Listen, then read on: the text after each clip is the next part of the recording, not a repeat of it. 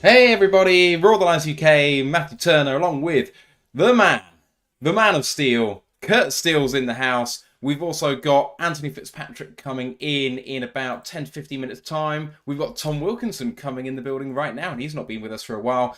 Jeremy and Chris from Pride of Detroit, and Luke G is going to come along as well, so we're going to have a great show for you today. But we're just going to chat before we actually go live on the audio show. So, Kurt, thanks for coming on, man. It's been, I Nah, think Ant was saying we've always done your show, but we haven't. I don't think we've had you here. So I this is a real thrill for us.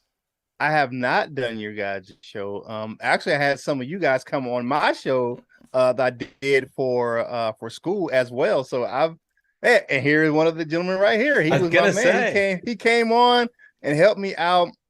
Tom did. And the other gentleman, I can't remember his name right now. The football player. I think Rye was on with us. Ryan, Ryan, Yeah, yeah. he was on, Yeah. man, and just like these guys have an actual football player on their roster, man, on the roster of hosts. I'm like, and I've always said this, I'm like, for guys that are across the pond, you guys do excellent football coverage. I mean, like college and professional, you guys are very well versed in American football. So, it's one of those things where you just can't like, oh, those guys don't know what they're talking about because they're foreigners. They don't know about football because these guys know football. Actually, probably know more about football than really the casual fan. You're very well educated. You're very well spoken. You're very well knowledgeable on American football and the Detroit Lions, of course. But your college football shows are great. Great job scouting out the college football ranks, and of course, your coverage of the Lions is great. So that's an honor for me to be on with you guys for your anniversary show. Oh, it's great, man. I'm so glad that you could make it because I've wanted to talk to Yeah. you for a long time. I think I came on with you for like Yeah. Lines on the Prowl like a couple of years ago, and it was like, why are you guys inviting us onto this? We don't know anything, and now here we Yeah. are, 200 episodes in. It's absolutely crazy. I've got a bit of housekeeping to get to just for a minute, by the way. Big Aries, Cool Down Rat, and a part-time Ninja Turtle, all subscribing on Twitch for a further month. So cheers, guys. Makes a big difference to us. Appreciate it. Lots of people Yeah. wishing us happy 200. Amazing. Thank you guys so much for tuning into the show. Tom, it's been a while, mate. How you doing? Or there you go. Sorry, I'm doing okay. I am just about here. Yeah, it's been a whirlwind. A combination of sadly non-fun lion stuff has kept me away for a while, Kurt. So, Yeah. yeah, I've been traveling a fair amount for work and pleasure. But last week was actually my first 5-day week in London, where I'm based for 10 weeks. So I've been moving around a lot. Yeah, It's good to be you've had back. a really hard time going to like Japan and everything. Like it's so Oh hard, man, man. it's just yeah, that's just rough. I was in after the draft, as in not directly after, like a week after, I was in Charlotte. So Okay. I didn't see any Bryce Young banners up yet, but it was pre-OTAs, so I wonder if now they're firmly You on the hype know, train or not. and I live about a couple hours, about 2 hours away from Charlotte, and um, to be honest with you, since Cam Newton left the first time, there's just isn't a lot of Panthers fanfare in this area like it used to be. Yeah. Like when Cam Newton was here the first time, it was one jerseys all over the place. And it just you see more fans of other teams in the area I'm in than you see that a plethora of now there's they're the bulk of it, but they're just so spread out. Like you just don't see it as often here as it was before. Cam Newton was a polarizing figure. We haven't got that yet from out of Bryce Young in this area, but eh, you know, I don't really pay attention that much to the Panthers unless they're playing the Lions. Oh, that didn't go well for us last year, though. Yeah, I was there. I was at the game and I was freezing my butt off watching her get a behinds kick. Like, but you know, the NFLPA and those guys, making the case for why that game shouldn't have been played on that surface. And that surface was changed recently because they had Bermuda grass, and they recently changed the surface to the synthetic when they got a soccer team or a football, a football team, as you guys will call it. When they got a football team, they changed and they put it. I don't know why would you change the synthetic for soccer? you should leave that Bermuda. I mean, it just made sense to me, but they fought to the end, but that they just couldn't get over the first half of of football. It was just that first half was terrible. It was just running the ball down our throats the whole game. So that first half was hard to watch, but it was great. I got to meet couple of the members of our Wall of Fame at the game. I got to meet a couple fans that actually listened to Detroit Lions on the Prowl or watched the show. So it was great, guys. Because I had my face because it was cold. I had like a neck gaiter and I took my mask down. He was like, "Oh my God!" He got his wife to taking pictures of us in that face. It was pretty fun, but it was awesome. But Tom was my guy, man. You look so clean cut, man. You look like a David Beckham type of clean cut guy. If you had the tattoos, man, I swear you'd probably be a And then Matthew Colin Firth, man. I remember I was calling him. Yeah, I remember Jones' you Diary. calling me that. Oh, I forgot that. But it's all. But that's just how I. If I like you, that means that if I say something like that to you, I'll give you a nickname. And that means I really, so you're pretty cool people. And it was funny on Friday when Anthony put Jason Statham Jr. in his on his name when he came on the show, because that was my nickname for him. So he's always good, man. Did you know that this is the random knowledge about Jason Statham. You know he was a Commonwealth diver for the British Olympic team. He yes. I can't imagine Anthony Fitzpatrick on the diving board in a pair of Speedos, to be honest. It's not an image. Hey, none of us want to imagine that. Let's stop that right there. Yeah, we're good with that image. Oh man, we're good with that image. Yeah, it's not the best. Oh man. Right. I reckon so. It's about 10 minutes until Ant's going to get here, and then I don't know when the guys are going to drop in for the rest of the guests. So maybe we just make a move. I have no real agenda for today. I've got like notes about all of the press conferences and stuff from this week, but that's basically it. So just a chat. Let's just wing it. Yeah, let's just wing it. I'm always good to talk whatever. And what I know about, I'll talk about. If I don't know about it, I won't talk about it. It's a good mentality. Tom, you want to put anything on the agenda, or is that all good? Sounds great. Yeah. I mean, Curt, I'm sure we'll get to it. I want to hear more about what you've been up to since we spoke, because we probably, I don't know, it was sometime in the season, I think, was it? But I know obviously you've been doing bits your side, so I want to hear about that. Sure, I can. But I'm sure we'll get to it. Yeah, I can touch on all that stuff. We talked about it a little bit. I graduated from school last month. I got my master's in new media journalism, and I was just telling Matthew, I'm like thinking about going back and getting another master's in PR. So amazing. And for my school, going back to the same program, about a good third of the program for the PR was in my other degree program, so I wouldn't have to take the full course load because I'm already done with most of that stuff. So you have exemptions and stuff. That's cool. Yeah. All right. So okay. And the way teams work now, they use their PR to do journalism for the site.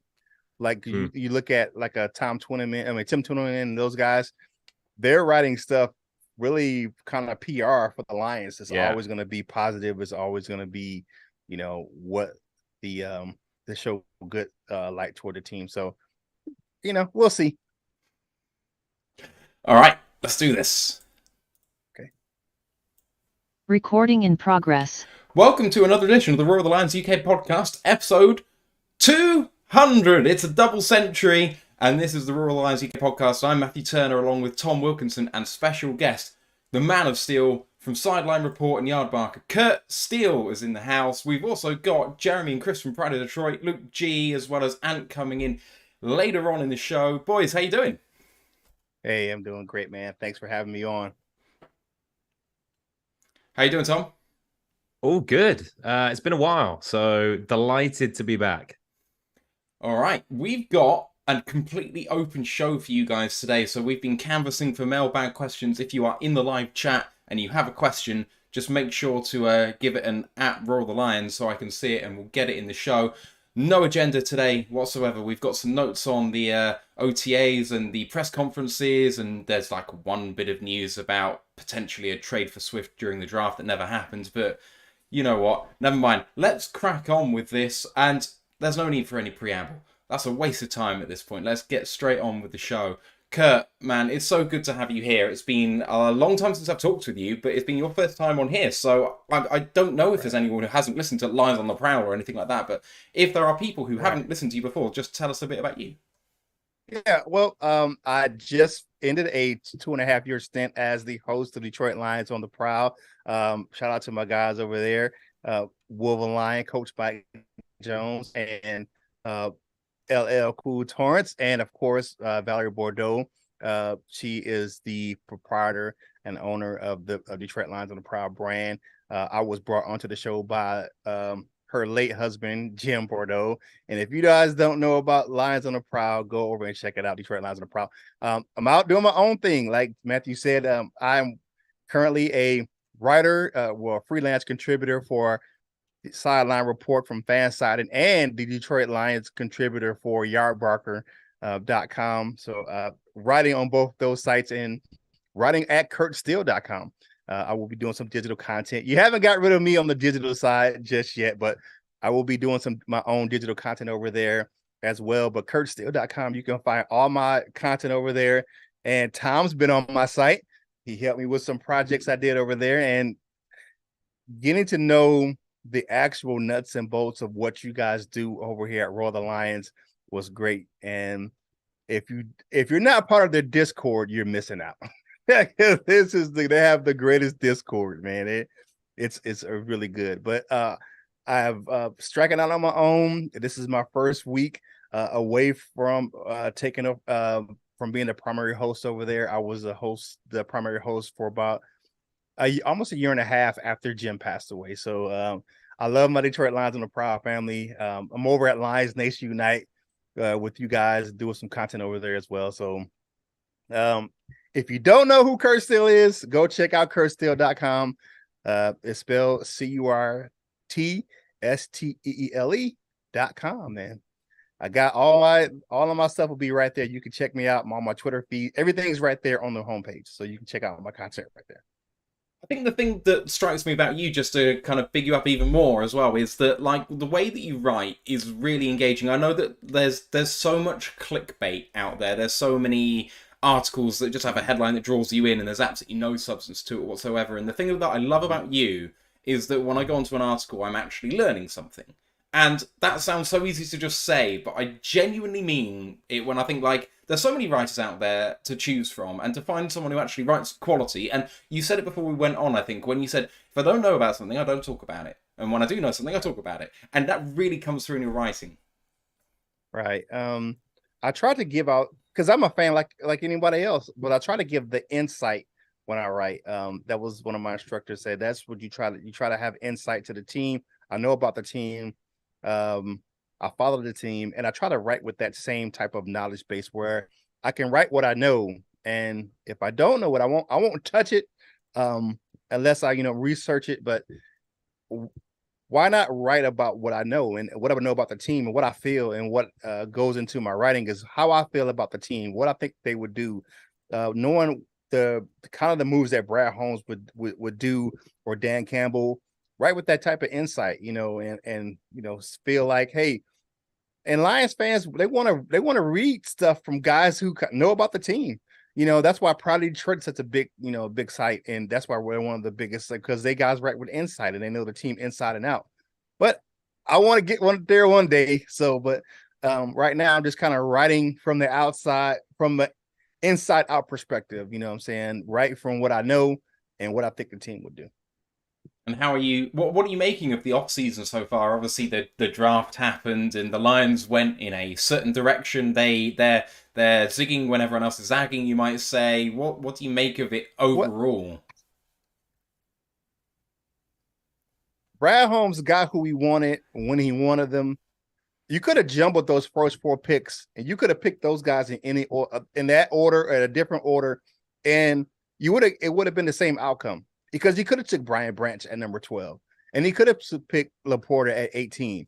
Then he could have turned around and picked Jack Campbell at the beginning of the second round. I don't know if Jahmyr Gibbs would have been there. They always talk about him being one of even with what's my man? Lewis Riddick was saying that he was high on people's draft board. They said he was maybe even the number 1 ranked running back in the draft on some draft boards ahead of Bijan Robinson because of his versatility. I like the draft. I like the picks. It's one of those things where I trust the process. Yeah, I trust the process. And I look at, Brad, has every draft pick been a home run for Brad Holmes? No, but I would say he's hit a lot of doubles and triples. In a baseball analogy, he's had a lot of good picks, and I trust what he's doing. Tom, we haven't spoken to you very much since the draft, so give us some takes from this offseason so far, because there's a lot of positive energy coming out the camp. Yeah, I mean, it feels like, I'm sure we'll come to it, the buzziest name seems to be Sam Laporta when it comes to OTAs and some of the things he's doing, which is awesome. Excited to hear when you see some of the guys on the ground at Allen Park hear about just how twitchy and quick Jahmyr Gibbs looks as well. I just think we got great football players, and we can argue positional value and all that stuff until the sun goes down, and I know lots of people have. Ultimately, I think Brad Holmes has earned our trust over the past 2 years. And look, if this doesn't go to plan and these guys don't pan out, we'll talk about it and we'll say we should have picked different players and it didn't work out. But right now, I'm not in the business of trying to slate the players, the positional value, any of that. And that's the same for any team, to be perfectly honest, until they've even stepped on the field. So as far as I'm concerned, Brad Holmes has earned our trust. I really like the players we've got. I think almost what you were saying, Curt, in terms of you could flip the order and things like that. If I was to gamble now on who's going to have the best production versus where they were taken out of those first 4 picks, I'd go Brian Branch, and then I might go Sam Laporta. And suddenly you might look at it in that order because they're almost similar-ish players in a way. So, and that's only because I was super high on Brian Branch as well. But all in all, I love the 4 players we got at the top. I'm just super excited to see them out on the field. My main fingers crossed, everything crossed, is for a guy like Gibbs, just give me 1 healthy season. I actually don't mind if he doesn't tear it up as a rookie. What would kill me is seeing him have some of the same issues that Swift had, for example. Now, if he can just stay healthy, I think he's going to be such a good player for us over the next 4 years and hopefully beyond. Pretty much every high running back has had injury issues for the Lions in the last 12 years, right? Going back to Best and LaShaw and Kerryon, and they don't seem to be able to escape it. It's not any sort of curse. It's a position that gets injured often. So I'm absolutely with you. 1 injury-free season, and that would be great. And I guess I kind of have to reluctantly bring in Anthony Fitzpatrick at this point, just for the name. What's all that about? I just asked Zoom to give me a random name, and this is what it gave me. I don't know what you're talking about. This is completely random. So yeah, whatever. Hello all. It's for podcast listeners. King of American Pool is apparently Ant's nickname for today. I swear you've got about 150 nicknames, so why not make it 151? Exactly. My favorite, Jason Statham Jr., man. Yeah. Well, no, actually, I'll revert to that in a little bit. That is my favorite, Curt. I appreciate you giving me that because it just feels so right. And he was born literally 20 minutes away from where I live, so that kind of makes sense. So it's just natural. It's in the stars. Yeah. So for everyone, because pretty much no one would have known that Ant came and stayed with me this weekend, and we met for the first time ever. So Ant beat me at pool. He was 6-4 down with 3 to play and ran 3 racks off at the end to win at midnight. I was pissed, and then I was pissed. So but it was a damn good weekend, man. So cheers for coming down. I can't believe you actually made it back in time. I thought you were going to get caught in traffic for sure. No, I've traveled several hundred miles and just walked home walked about another 2. But yeah, I wouldn't miss this. This is show 200. This is nearly 3 years of backbreaking work to get to this point. So, of course, I'm not going to miss this show. And I mean, Kurt's on, Tom's on. I'm certainly not going to miss a show with either of those two on. I don't get to see my Tom very often. So, and of course yourself. You know that, Matt. That's a given. Of course. It's always you. So I see you the most. Not at all. Save the best to last. Flatterer.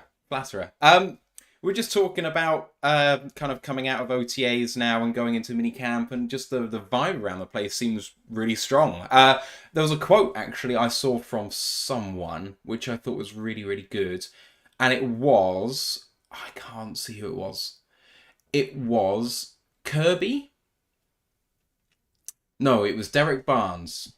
Talking about, it's a whole different vibe. Everyone's flying around now and having fun. However...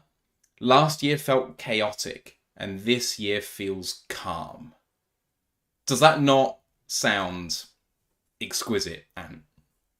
I mean, it does. In terms of the team itself, that's kind of what you want to hear. So, absolutely. But as a fan, I'm kind of the other way round. Like last year, you're kind of calm. You're like, there's no expectations. Let's go out there, hope they win a few games, hope they look better, yada, yada, yada, which they did do. But this year, and I've been sort of listening into the show, everyone's trying to calm down this OTA talk, but me, I'm getting giddy as a kid before Christmas Day. I mean, just the thought of all these plethora of weapons and great players we've got coming. This is, for a lot of it, it's 2 years of fruition. It's been hard, painstaking work these last 2 years, watching these guys develop and get to a point where you're really going to start seeing them make the big leaps now. Guys like Aline going to make the big leap, hopefully.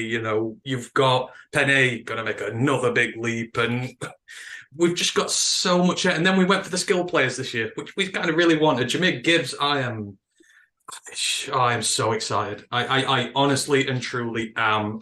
When I was on the Free For All Friday with Curt the other day, I got really giddy. I said he was going to get about 1,500 yards on the season, all purpose, of course, and double-figure touchdowns. And I still believe that. I believe he is a very special talent. Let me get to a specific question on that point, because we had a question from...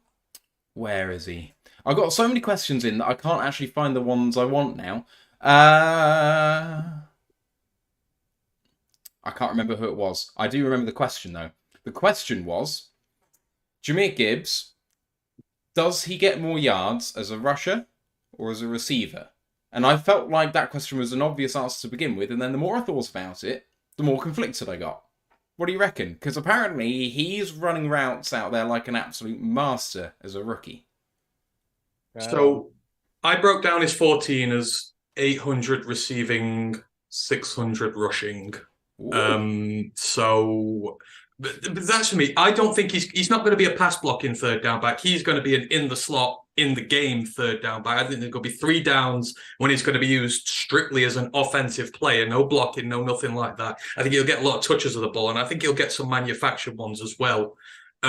So I think he will get a little more receiving, but I think he will still get his good fair share of rushing as well. And I mean, if Monty is hurt for a game or gets rested, whatever, and he gets full carry, it may be more. But I think just a little bit more receiving, about 200 more.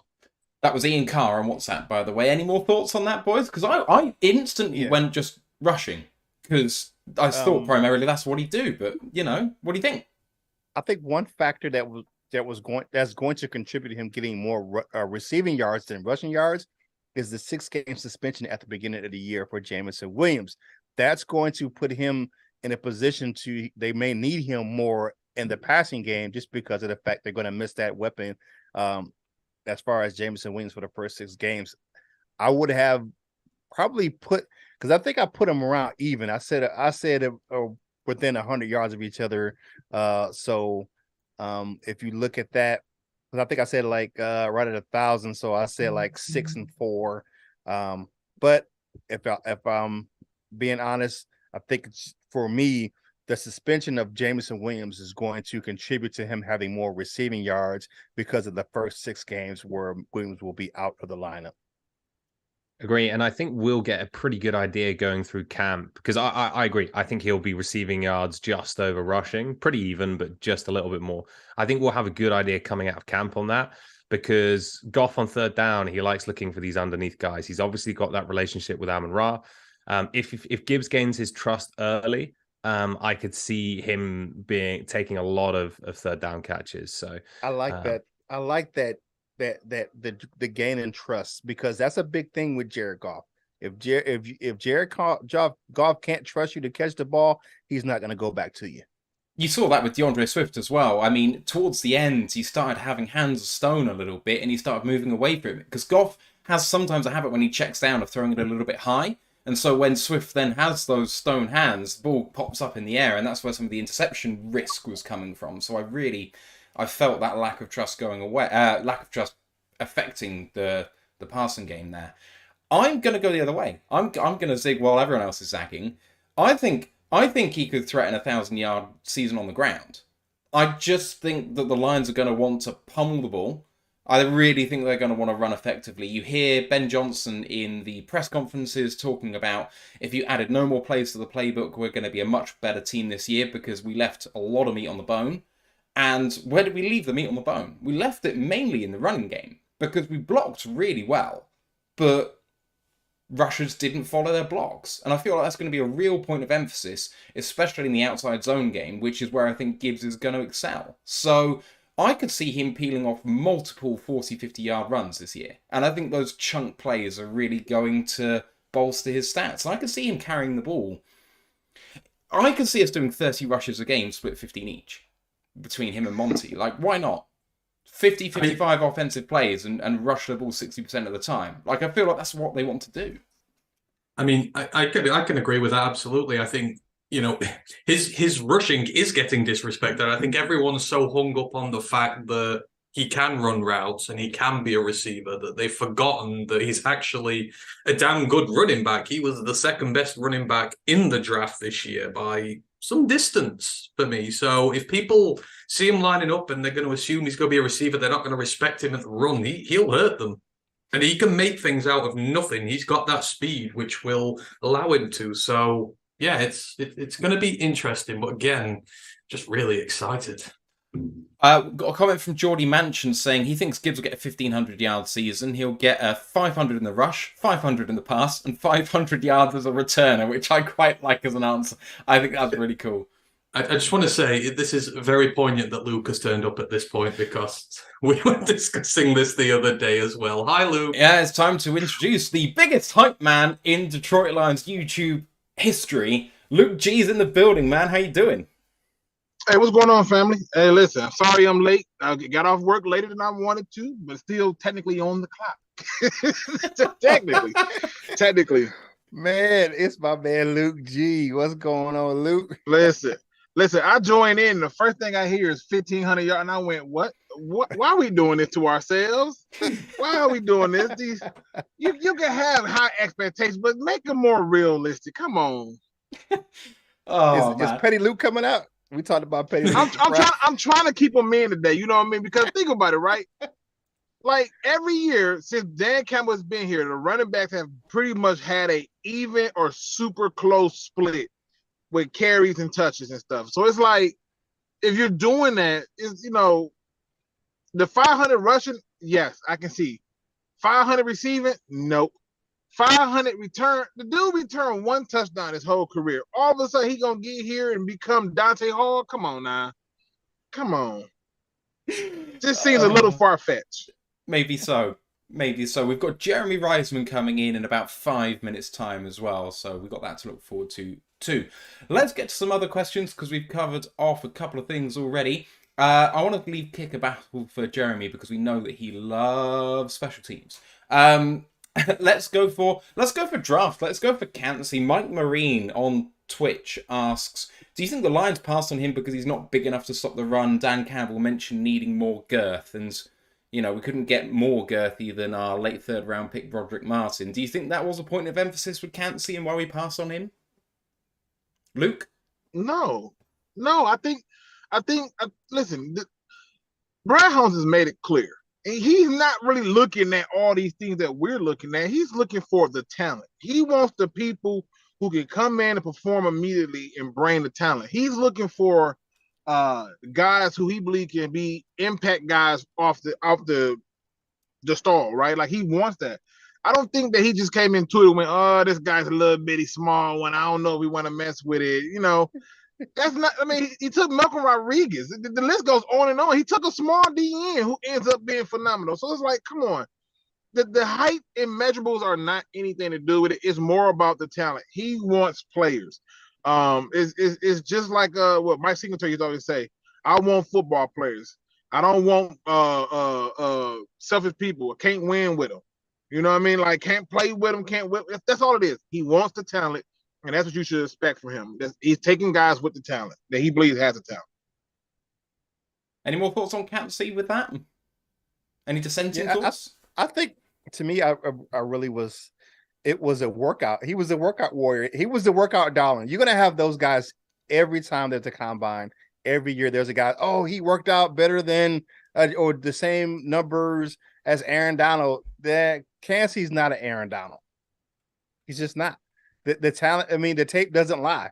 I mean, if you look at the tape, yeah, you know, he's a. I'm not saying he's not a good player, but he doesn't flash the way Aaron Donald did at Pittsburgh. So he doesn't have the same cachet.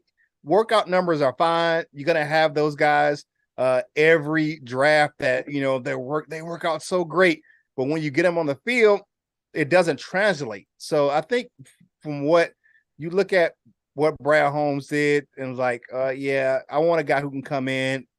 He's showing what Broderick Martin showed me more on his tape than from what I saw on the tape from McCansey. And you look at what the Lions wanted and needed, and he definitely got the guys he wanted because he think they fit the need for the team, and I think that's what he went for. I think Cansey wasn't the guy. I mean, like look at Lions fans last year. You know, we should draft Malik Willis in the second with the 7-2 overall pick, and that's not what the tape. That's not what the game tape told. I certainly wasn't one of them. Scotty. I was me either. I was like, no way. But I mean, you get those because you know you get guys that have great workouts, and I just think that Brad Holmes is like, you know, I'm not falling for the eye candy. I want the guy who is the actual the meal and not the eye candy. Yeah, I agree. Sorry, go on, Luke. No, I was just gonna say, plus Curt, just to add on to that, you know, I think not only did you hit the nail on the head in terms of how it goes, it's just a matter of if I had to be honest, what did I need more? Interior D lineman on linebacker? I needed linebacker. And we needed linebackers, and that's just the reality. Go ahead, Anthony. No, as I said, I think I agree with you. I think you know it's very calculated by the type of players he goes after, and specifically this year, it was certainly players we needed in this draft. Obviously, we needed a linebacker, and we went and got the guy we want really high. We did need depth at running back, and we went out and got the guy. You know, we need a guy like that in the system to make it work. And with Broderick Martin, when you do the Martin versus Cansey thing, Martin's more what you need in this team. He's the guy who's going to come in the middle and help you against the run, and he has the right kind of personality and the traits to do so. Obviously, he started at North Alabama in the FCS. He's worked his way up to QC. He's a guy who has a chip on his shoulder. He proves himself every time he moves up, works damn hard, got all the attributes you need, doesn't miss many tackles, which you need first and foremost. He's good against the run. He's got all those traits, and they feel they can develop him into what they need. Whereas Cansey, I mean, maybe we need that guy, but if McNeil's dropped his poundage this year and is going to be the more disruptive guy in there, maybe we didn't need him. Maybe we needed a guy to come in and replace what McNeil's doing. So I don't think it was them just deciding that he wasn't good enough. I think it's what they wanted for this team. It's what they needed. So makes sense. Time to welcome in Jeremy Reisman as well from Pride of Detroit, the producer. How are you doing, man? Good. It's nice to see all of you, including a couple from Curt. I haven't seen you in a while, man. I hope you're doing good, bud. I'm doing great, man. Thanks. I was listening for the Royal Horns to sound when Jeremy came on. Stop it. Curt does that to everyone. That's great. I love it. Even Yeah. Jeremy gets flustered with Curt. Oh man, you know, Jeremy's my guy. We've worked together before. Yeah, he's helped me before. We're in the same stadium. I should look. You're probably Oh way up yeah, there. man. Yeah. I'm right. I'm probably sitting at your desk here in his press box. So, you know, he's my guy, man. Good to see you, Jeremy. I haven't seen you in a while, but great to see you again, man. Yeah. We were just talking then, or just referencing Aleem McNeil, and there was a question from Cool Down Rap saying, can you think of any other nose tackle who's lost so much weight and moved position? I really can't think off the top of my head of anyone who's had such a drastic shift so quickly in terms of where he's going to naturally fit. I mean, when he came out, and correct me if I'm wrong, but you said he's the best nose tackle in the draft. I'm delighted we've got him. He's going to plug the run and has a little bit of pass rush upside. And suddenly, I mean, he's the Levi replacement, right? I mean, until Levi comes back, that's the sort of guy that we're kind of going for there. He's dropped the weight. He's about the same sort of weight as Levi, maybe slightly shorter. But Jeremy, can you think of anyone? Because you might have a bit more history on your side with the NFL, at least compared to us. So, oh man, I'm not good with NFL history, believe it or not. I can't think of anything, and I think we still have to like kind of wait and see how it all works out with Aleem, right? Because I think his weight is still pretty high up there. It's just it's lean, right? It's being more lean. It's being more muscle rather than fat, and still maintaining some of that explosiveness and maybe even gaining a little bit more. I'm really interested to see what it looks like. You know, once the pads come on, we have mandatory mini camp coming up here this week, but it's. I mean, you can see it in the drills here and there, but I really want to see it pop with the pads on, because that's obviously makes a lot more of a difference. So, you know, you always have to be wary this time of year with the, you know, best shape of his life kind of stories that are coming out. But at the same time, like, it's a noticeable transformation. It does feel like a little bit more, and it's not just a physical transformation too for Aleem too, because I you know, just kind of talking around last year during the you know, when they had that players only meeting, right, on defense in the middle of the season. And from what I understand, Aleem was one of the guys who needed to hear that. Like, was one of the guys who said, like, hey, if we're going to be this defense, if we're going to be this team that's on the rise, that's led by a bunch of these young players, everyone needs to be giving it all their all. And even Aleem just going out and doing this, like, he told us he wasn't a coach who said, like, you need to get leaner. This is like, I want to do this for me. I want to do this for the team. And when you kind of have the wherewithal and smarts to take on that yourself, and you know, I'm sure he had help from like the nutritionists and things like that, but when you have that kind of motivation yourself, that is a sign that he's taken a mental turn, and that can be just as big as a physical one. Yeah, absolutely, because he was almost one of the most frustrating players from a fan standpoint, or at least from my standpoint, I guess, because quite often through training camp and in his rookie year it was the same, second year the same. He was really one of the buzzy guys. Like, you heard some of the things he was doing. You got super excited for it. Obviously, there was a need on the interior defensive line. And yet, when it came to the games, his rookie season, he was fine, but he didn't really flash. And halfway through this second season, I'd really think it was a similar story. And obviously, he had that game against the Giants, and then the flashes started to appear. But for him to feel like he got there himself, rather than either it being a contract year or the coaches are all over him, I think it's a positive sign. I have no idea what he weighs. I guess why would I? But I think it's interesting that his testing numbers pre-draft, he was at 317 pounds. On the roster, he's listed at 315 pounds. But then you also hear numbers that he was playing at 325, and then he's cut weight. So actually what the magic number is, I don't really know. I'm not sure it really matters. It sounds more like it's about making sure it's good weight. And more importantly, it's a mental thing as well. So you could see from his college tape. I remember doing it 2 years ago when we did it all. He always thought when it came to the pass rush, and when I said he got upside, he was always a yard or two too slow to get to the quarterback, which was the thing. He could do it. It was just a little slow. So now the weight's gone down. Maybe he might be able to. It's just, you know, you've got to keep that strength with it as well. And you mentioned sort of who else has sort of done that transition or whatever. And I remember, I don't know whether we got asked this while ago, but there was one guy I looked at, and I'm not for any second saying he's like him, but I went back and I checked his scouting report, his problems, how he's adjusted. But Vita Vea, when he came out with the Bucs, he was more of an interior nose type guy. He weighed quite a bit, and they said he has pass rush upside, but there are things he needs to do to get better. And you think about what sort of player he is now. He's a little leaner. We all know him as being a hell of a disruptor who does both in this game. So I'm not saying he's going to be him, but that could potentially be the route that he takes. Maybe not to the level, but that would be the thing I would use for that. Right. I watched I Liam feel down like here. Oh, go ahead, Luke. Go ahead, Luke. no, I'm saying I just feel like when you look at Aleem is probably like one of the better players we have that was on a really bad defense. And a lot of the things that he did got overlooked because we were too busy putting our hands over our face at deep bombs being given up to the secondary. And the reality is what he provided for us was more than what could be put on the stat sheet. You know, the way he allowed for certain things to occur that did free up people and stuff. These are things that I think we overlook in a lot of those cases. The fact that he lost weight wasn't football related, I think more so, but for him to be able to be on the field a little bit longer in the health wise of it, in my opinion.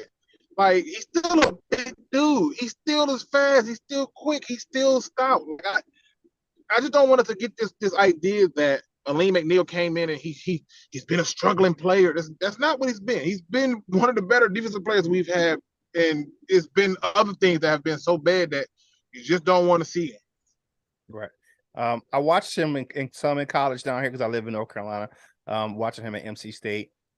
Watching him, the guy's athletic, guy played baseball, big dude. I mean, you know, see him on a baseball diamond is ridiculous, but the guy, you know, was a really good player. He's more athletic than people give him credit for. I think he's doing that to take the body fat reduction was a step for him, wanted to take a step in the right direction and move his game forward as a pro. You know, you get some guys, you know, it takes them a year or two to become a pro, you know what I'm saying? You know, they're still kind of living the life as far as football wise as they did in college. Oh, because I was one of the best guys in college, it just transitions, and it does not.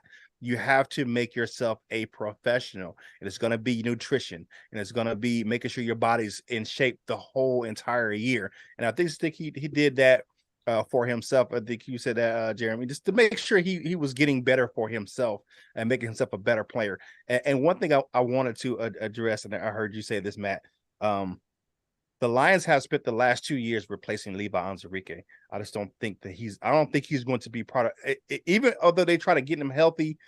You look at they drafted Josh Pascal. Now they drafted Broderick Martin, and they brought in guys like Isaiah Buggs. They spent the last 2 years replacing Levi Onwuzurike because he can't stay healthy. I'm just looking at him like I just don't. And this is just Curt's opinion. I don't see him on the roster this year. Wrote an article, said that's my number one guy who I don't think is going to be on this roster this year, just because he can't stay on the field. I've had back surgery, and the surgery he had, if it's the same what they're saying he had, that procedure is going to be hard to play a collision sport like football, especially at the size and weight that he is. But I wish him all the best. And I read an article and said, hey, it may be an injury limit for him if he can't get on the field by training camp. I thought Jeremy said we got rid of him already. Jeremy, what happened? I thought he was gone already. Nah. Well, I mean, the latest news, Dan Campbell said, like, they're hoping to have him by at some point in training camp. And I'm kind of with Curt there. Like, if he shows up in the middle of training camp, that is not a lot of time to get ready and make your case for the 53-man roster. You need like a ramp up period, right? And we're starting to get that. Like, I'm watching Levi out there and you know, OTAs, he's like working with the trainer. He's starting to run on the field, and you know, but at the same time, like, this guy hasn't played football for 2 years, right? Like, just because he's physically ready doesn't mean he's going to be good. And the Lions they're a competitive team. They're going to need someone who's good and ready to go by week 1. And I mean, if Levi shows up 2 weeks into camp, finally ready to go, I don't think he's going to be good enough to be able to really contend in any sort of way. So I don't know what you do with that then. Like, the question is, if he's not, like, you think maybe he can still be good, but it's going to be another month or two before he's even ready. What do you even do then? Do you try to fit him on your practice squad? I don't know if anyone's going to claim him through waivers or not. Do you try to put him back on? I mean, if once you take him off PUP, you can't put him back on. So maybe you IR him. Maybe, I mean, it's a tricky situation with him. And so I don't really know what the path to making the 53-man roster is, unless he kind of, you know, once he hits the field, he hits the ground running. I'm with Curt. I think it might be a long shot at this point for him to make the team. It feels like between you and Curt, y'all articles are like the Bible to me, and I need y'all to write this into existence so we can move on from this. I'm tired of talking about a guy that we never gonna see. Right? When we took him, I was a little confused, but I left it alone because they said Petty Luke was doing too much. But when I see, it, and I'm right. Even when I'm wrong, I'm right. But I could have been wrong, but I was still right. And I need y'all to write into existence. That's all I'm saying. It really feels like with his rehab and where he is now, whereas like kind of he was still kind of struggling to walk a little bit when you first see the pictures of him. He's not really moving right.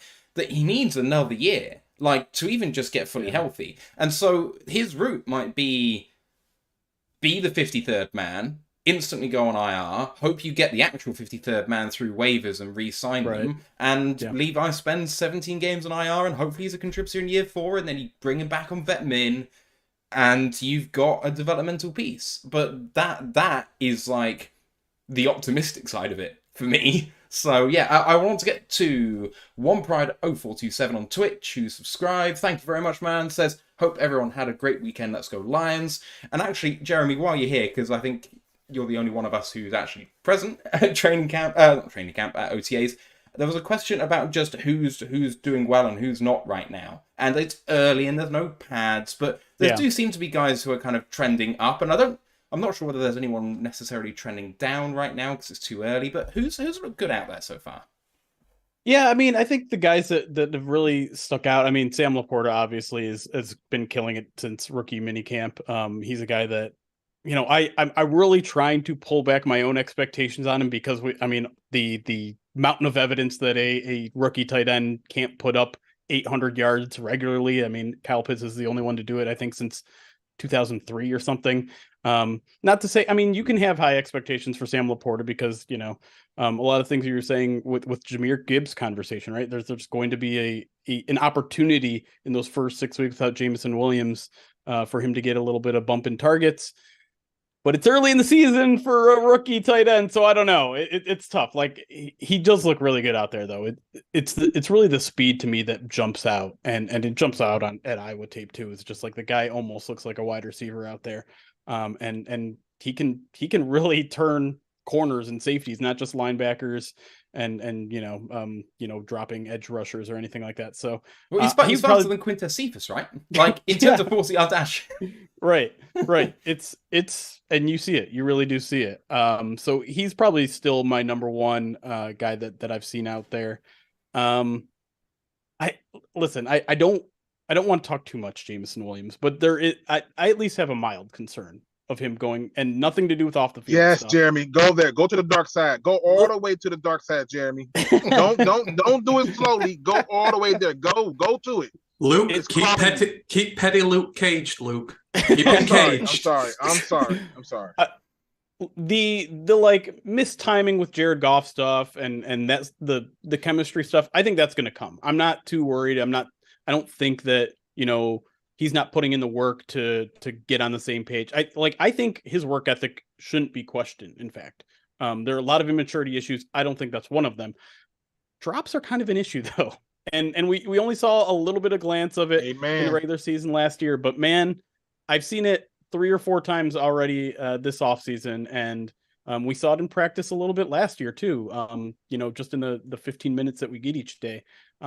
Drops in general, not as big a deal as some people make it out to be, but for a guy that you traded a buttload of pick to get him at 12th overall, like he's got to have a pretty clean game, and so that's something that I can't shake it. It's something in the back of my head that each time I watch him, I'm like, all right, when is he going to drop this one, or when he's going to bobble this pass? And so, not saying he looks horrible. I'm not saying he's unathletic. I'm not saying he's an immature idiot or anything like that. Stay with it, Jimmy. Don't backpedal. Stay with it. No, I don't want people thinking that I'm trashing the kid like a lot of these other people are trashing him for other reasons. Facts are not trash, though, Jeremy. Facts are not trash. And while everybody celebrates the 2 lone catches, let's talk about all the drops that we just ignored. No, we got to stop with this, because guess what? If he was so flawless, if he was so polished, and he was just we wouldn't be doing all this unnecessary conversations about D-Hop. We wouldn't be having these conversations. There is concern there that should be there. And if any person acts like they're that this is a made up thing, he's just going to be fine, you're fooling yourself. You're just fooling yourself. And at the end of the day, the biggest thing about him is, yeah, he's fast, but who cares how fast you is? You know who else was fast? The guy from the replacements. You know, the guy that worked in the store, he was extremely fast, but if you threw a whole entire building at him, he would drop it. Nobody cares when you're fast and you can't catch the ball. Yeah, I mean, just saying. he had fairly good hands at Alabama, though, right? I didn't think that was necessarily a problem in college, but the guy's had 1 year of football. Realistically, at that college or pro level, he's had 1 year. So I feel like he needs to get on the jugs machine, take a leaf out of Amon-Ra's book. He said in the press conference, which was the most impressive thing I've seen from him. Even if he was polished to hell, like, it takes a strong person with a strong backbone to go up there, answer every question, have a press conference 3 times the length of anyone else with about 10 different microphones in your face, and take it like a man. I appreciate that very, very much. But he said he doesn't need to prove it to anyone else. He needs to prove it to himself first. And he's got the example set for him already by basically a rookie. Amon-Ra's out there showing him how it's done. So keep your head down. Work hard. I think you'll get there. But the thing to Luke's point, he only had 1 year. So, like, anyone expecting him to be the polished article coming out is massively deluded, right? We hoped that he could be the next big thing because receivers seem to translate pretty well into the NFL right now. But it's only been 5 years removed from, well, you sit down at wide receiver year 1. I mean, maybe they contribute a little bit, but it hasn't been that long since that was never a thing. So JMO, year 2, basically a rookie.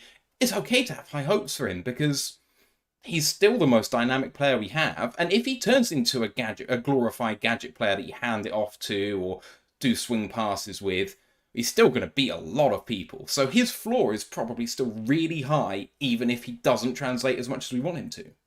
He can also impact the game without catching the ball. His speed is such a threat that he's still going to put stress on defenses and create space elsewhere. So I agree. If we want him to have 100 catches and 1,800 yards, it's not ideal. He had issues with body catching at Bama as well. It's not how he won. So, and that's not to go full kind of defense of him and expect him to be the superstar next year. I just don't see it for all the reasons we're talking about and we've seen. But I still think he can influence the game even when he's not catching the ball. And I still think there's going to be opportunities for him to do it. We might just have to live with a few drops and maybe not go full Eric Ebron on him when we see them. So yeah. And damn, he gave him an Eric Ebron treatment. I don't want that. That's terrible. But I want to say for the record, great minds think alike, because I said the same thing about Jahmyr Gibbs getting more touches in the pass game with Jameson Williams being on the bench those first 6 games. Is going to open up those targets. Thank you, Jeremy, for just reaffirming my thought process. I got you. For Jameson Williams, like I said, the same thing about Aleem McNeil. He's going to learn he's going to have to learn how to be a professional football player. He started the process because, you look at his offseason workouts, working out with the guys out in California, then working with the a receivers coach and working out with other guys. He's getting there. He's just going to have to grow up. He's going to have to, become a professional athlete. The one thing I will say about him with his upside is it's going to make him so much of a, like you guys said, a threat anytime he's on the field. He's a threat because of his speed and what he can draw away from a defense. So, but he's going to have to learn, and you're going to look at a guy like Antoine Randall L. He's going to have to pull him in, reel him in, coach him up, because drops can be fixed. Hands can be, work. You can work on your catching. You can work on your hands. But the one thing you can't fix on the field is your attitude. And so that's going to be up to him to fix those things off the field and to be right on the field. But I'm with you, Matt.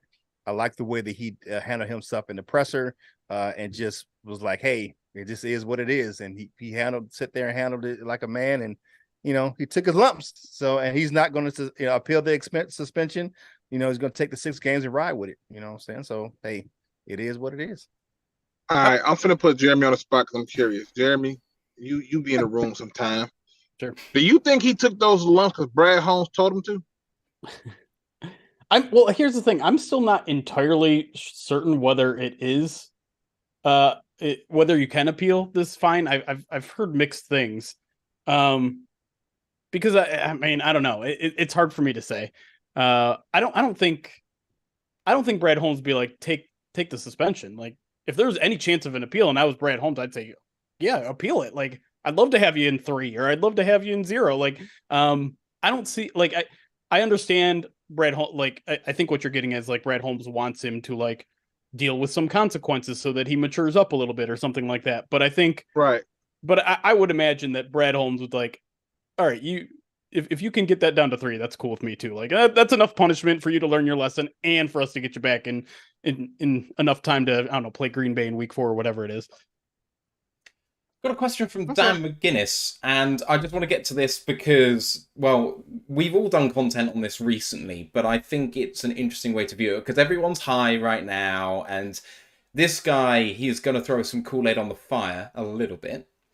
Dan asks on our WhatsApp group, what's the realistic view on our season? As much as I love the direction we're going in, I feel like it could end up similarly to last year. Would that be a failed season? The ceiling is high, but just worried the hype train is giving off these signs. Hope I'm wrong, as I love the way we're doing things. So the process seems good, but what happens if, you know, a few balls don't go your way, you don't get the rub of the green quite as much as you'd like to? It's still a fairly lucky game when it comes down to it. You know, one bad call here or there really can change games. And, you know, if we ended up 9-8 again, maybe not 1-6 to 9-8, but let's just say we hover around 500 and just end up just above it. Is that a failure of a season? Or is it just part of the process? What do you guys make of just above a 500 season?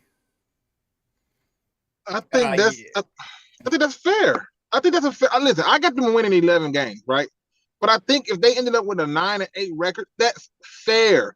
Like, and the reason for it being is I have not, and I'm waiting on the articles. I'm waiting on my writers and people, my Jeremys, my Curts, you know, all my beautiful people, even Steve out there. You know, we're not talking about the defense enough because this is the real concern for me. I don't know if they've done enough to say that we are a division-winning, playoff game-winning team. I don't know if we've done enough on defense for that. Well, I will say this. You can check out my pessimistic article over there on Yard Barker. I wrote an article about reasons why the Lions should be concerned. Fans should be concerned coming into the season. And the defensive line was one of the reasons why I said that. You look at our defense was historically bad last season. Where we redid the secondary and you really added one linebacker, but the defensive line is pretty much the same thing as it was last year. I mean, you look at it is, you know, and if we can't stop the run, because I've risen firsthand the horrible run defense down here in Charlotte, and to watch them get totally demoralized late in the season was bad. And it was a bad look. It was a bad look on Eric Glenn. It was a bad look on the defense. It was a bad look on the organization to just get manhandled by a team that most people thought we should have beat. And that running game just absolutely demoralized the fan base, really, and demoralized the team.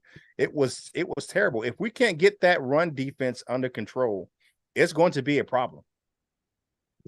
But then we saw flashes of that, right? Sorry. So, I mean, this is... I said we were going to get maybe up at 12 wins, and this is where I betray my Britishness here, because this is probably a line of thinking that someone who knows the game naturally over there would not think along. But for me, you have to keep making tangible progress as a team, and I think, for me, there's no such thing as next year in this game. People might say we're still a year off, we still got to build, but things can happen. You know, people can get injured, you know, things can happen. The division is as open as it is ever going to be, maybe in some time this year. We have one of the better teams. You know, we were banging form towards the end of last year. We've gone into the draft and into free agency, and we have addressed a lot of the major needs on this team. And I know the team needs to gel, you know, and start playing well, but it needs to start well this year. The starts these last 2 years, one win in the first 2 months of the last 2 years combined, 2 years combined, so 4 months, 1 win. But I think you have to keep getting better. And with that, I think with the schedule this year, how it works out, we've got we need to keep getting better, and we need to get to the top this year of the NFC North at least. And you need to making inroads, because you might not get this chance again. I know you all hype the Bears up more than I do. If they perform well this year, they've got a quarterback, and if hard situation, there's all these theoreticals that happen, and you could soon find yourself down the pecking order in this division again. So I think that you have to show tangible improvement this year. I think, and I think you have an opportunity to do so. The starting schedule is tough, but is an opportunity for you to put a marker down against two teams who wronged us last year, and then the Packers and the Chiefs. I think if you can start well, 12 is perfectly doable, and I think that's what you've got to aim at. I don't really want to see 8-9, 9-8, or something like that. I want to see them keep getting better, especially with this. They're a young team just maturing every year. They should naturally get better, and I would hope they will. And we've gone well in free agency. We've got the senior players in that maybe we've lacked in some positions in recent years. I think there's no reason we can't do better, and we should expect better. But that's just me. And at the same time, not every 9-win season is the same. I mean, the Giants had 9 wins, won a playoff game, and Brian Daboll was now in the top 10 of every coaching list I seem to see, which is another question. But not every 9-win season is the same. Similarly, if we won our first 8 games and then went 9-8, I think we'd ask more questions. So there's a lot that can change. Do I hope we're going to win more than 9 games? Yes. But a lot of it comes down to what we see on the field. I mean, say we have a bunch of injuries and we only get to 9 wins, that can still feel like a win. So it feels almost defeatist to say it's not down to wins and losses. But there are other kind of variables that can affect that. And as you guys mentioned, the difference, if you think we're going to win 11 games, the difference between that being 9 or 13 is a couple of drop passes, hopefully not from JMO, and a couple of different bits and pieces. So 70-yard field goals. Yeah, right. I'd be remiss before Jeremy goes without getting a question from Dan Paskin. And I think this should be a quick fire one, actually, because I don't want to spend too long on this. But he asks, and I'll put this in the national perspective rather than local, because I think he's almost there. Will Goff ever get the benefit of the doubt? And I'll frame that by saying, if he's 6th in EPA per play again at the quarterback position, do you think the national media will actually give him a break? Because I think most of the Lions fans have at least come round to the idea that he's here. Yeah. Whether he stays or not, fine, whatever. But there were people calling for him to be cut. I was one of them 10 games in, by the way. I mean, he was bad. Certifiably bad. And at this point, I'm almost at the point where if they re-sign him right now, I'm like, okay, as long as it's for a reasonable deal, I can kind of buy that, which is a bit of a shift. So will Goff ever be accepted nationally? Get some respect? I hate to be so reductive, but I think the answer is only if the Lions win, right? I mean, it almost doesn't even matter what he does. If the Lions go out and make the NFC Championship game, guess what? He's a star. He's the guy that you see on the advertisements scheduled for the game. Like it's Goff versus whoever. Like that's how you get respect in this league from a quarterback. It's not fair. It's not right. It's not a good way to evaluate a quarterback, but that is the ultimate how you get respect in this league as a quarterback. Wins and losses. Simple as that. If I could, just while we got Jeremy, if I could ask you another quick one. I saw it pop up on YouTube, but Frank's toe, how concerning is that? Because obviously he's played through it last year. He's still a Pro Bowler. Is this something he can deal with? Because some people have suggested, next year we might need to look for his replacement or something. Is it something that he can viably go another 5-6 years with and still be fine and we not need to worry about it? That's really hard for me to answer because first of all, I'm not a doctor. I'm not a podiatrist. I don't really know. The one thing I can tell you is like the mental anguish of last season was clear as day. Every single time we talked to him, anytime the toe would come up, he'd be frustrated. Watching him walk in the locker room from week, like 7 on was just like he is barely walking on that thing. So, it was bad last year. I don't know how much rest is going to fix it. Again, I'm not a doctor. I think I'm a little more optimistic than some people are. I know, he had the interview at his charity event and like the word inoperable showed up there and everyone was freaking out about that. And I just don't know. I don't know how much pain he's going to have to deal with this year. I know he's obviously willing to play through a lot of pain. But if this was what he has to deal with annually, what I saw last year, then I don't think no sane person would want to deal with that 4 or 5 years in a row. I just don't know if that's what he's going to deal with or not. and to be clear, like I'm not at all questioning his commitment to football. I think he loves the game. I think it's so integral to his identity right now. And the fact that he does, some of the outdoor stuff, people might think like, oh, well, he has other things that he values in life too. Well, yeah, so does everybody. So I don't think it would ever be a question of his commitment to football. It's just how much pain tolerance can he go through day in and day out. And it's not just physical pain, right? It's mental pain. He talked about the frustration of not being out there, not being able to play his best, all that sort of stuff. So, I mean, yeah, that could definitely build up at some point to a point where he doesn't want to play anymore. Again, it's just a matter of how much he has to deal with in the future, how much he's willing to really go through that. And the one thing I can say is like that dude loves his teammates. We saw Vaitai come out and say like, hey, I tried retirement. I couldn't do it because I love my teammates. Frank is right in that same boat. Like he cares about his teammates that much. So it's going to take a lot to keep that dude out of the game. So I wouldn't start panicking and say, let's start looking at 2024 draft centers. Of course, I wouldn't start looking at them anyways until about a week before the draft. But but no, I don't think people giving him enough credit. If Locke cut a finger off, he'll lose a toe. He'll be okay. We don't need no toe. You know what I mean? One toe, no, we're not gonna stop no career over no toe. It's a toe. Okay, we'll be okay. We'll donate him one if it gives him another 5 years. I don't care if it can be done. I got some nice toes. I mean, it ain't gonna match his skin complexion, but it's a nice toe. You're gonna have to turn on your camera to prove that. I think. Nice. Is there a page in existence that proves that, Luke, somewhere? Yeah, that's on the deep dark places of the internet, though. Yeah, that's on the dark web. Yeah, right. Jeremy, you've got the POD cast coming up tonight, right? Yep. Yes, sir. What are you talking about? Let's see. We're going to talk a little JMO. There's a certain columnist that I would like to respond to that we'll talk about a little bit in the show, and then we'll talk about some storylines we're hoping to see during mandatory minicamp. Maybe some things that haven't been covered yet that we're hoping to see.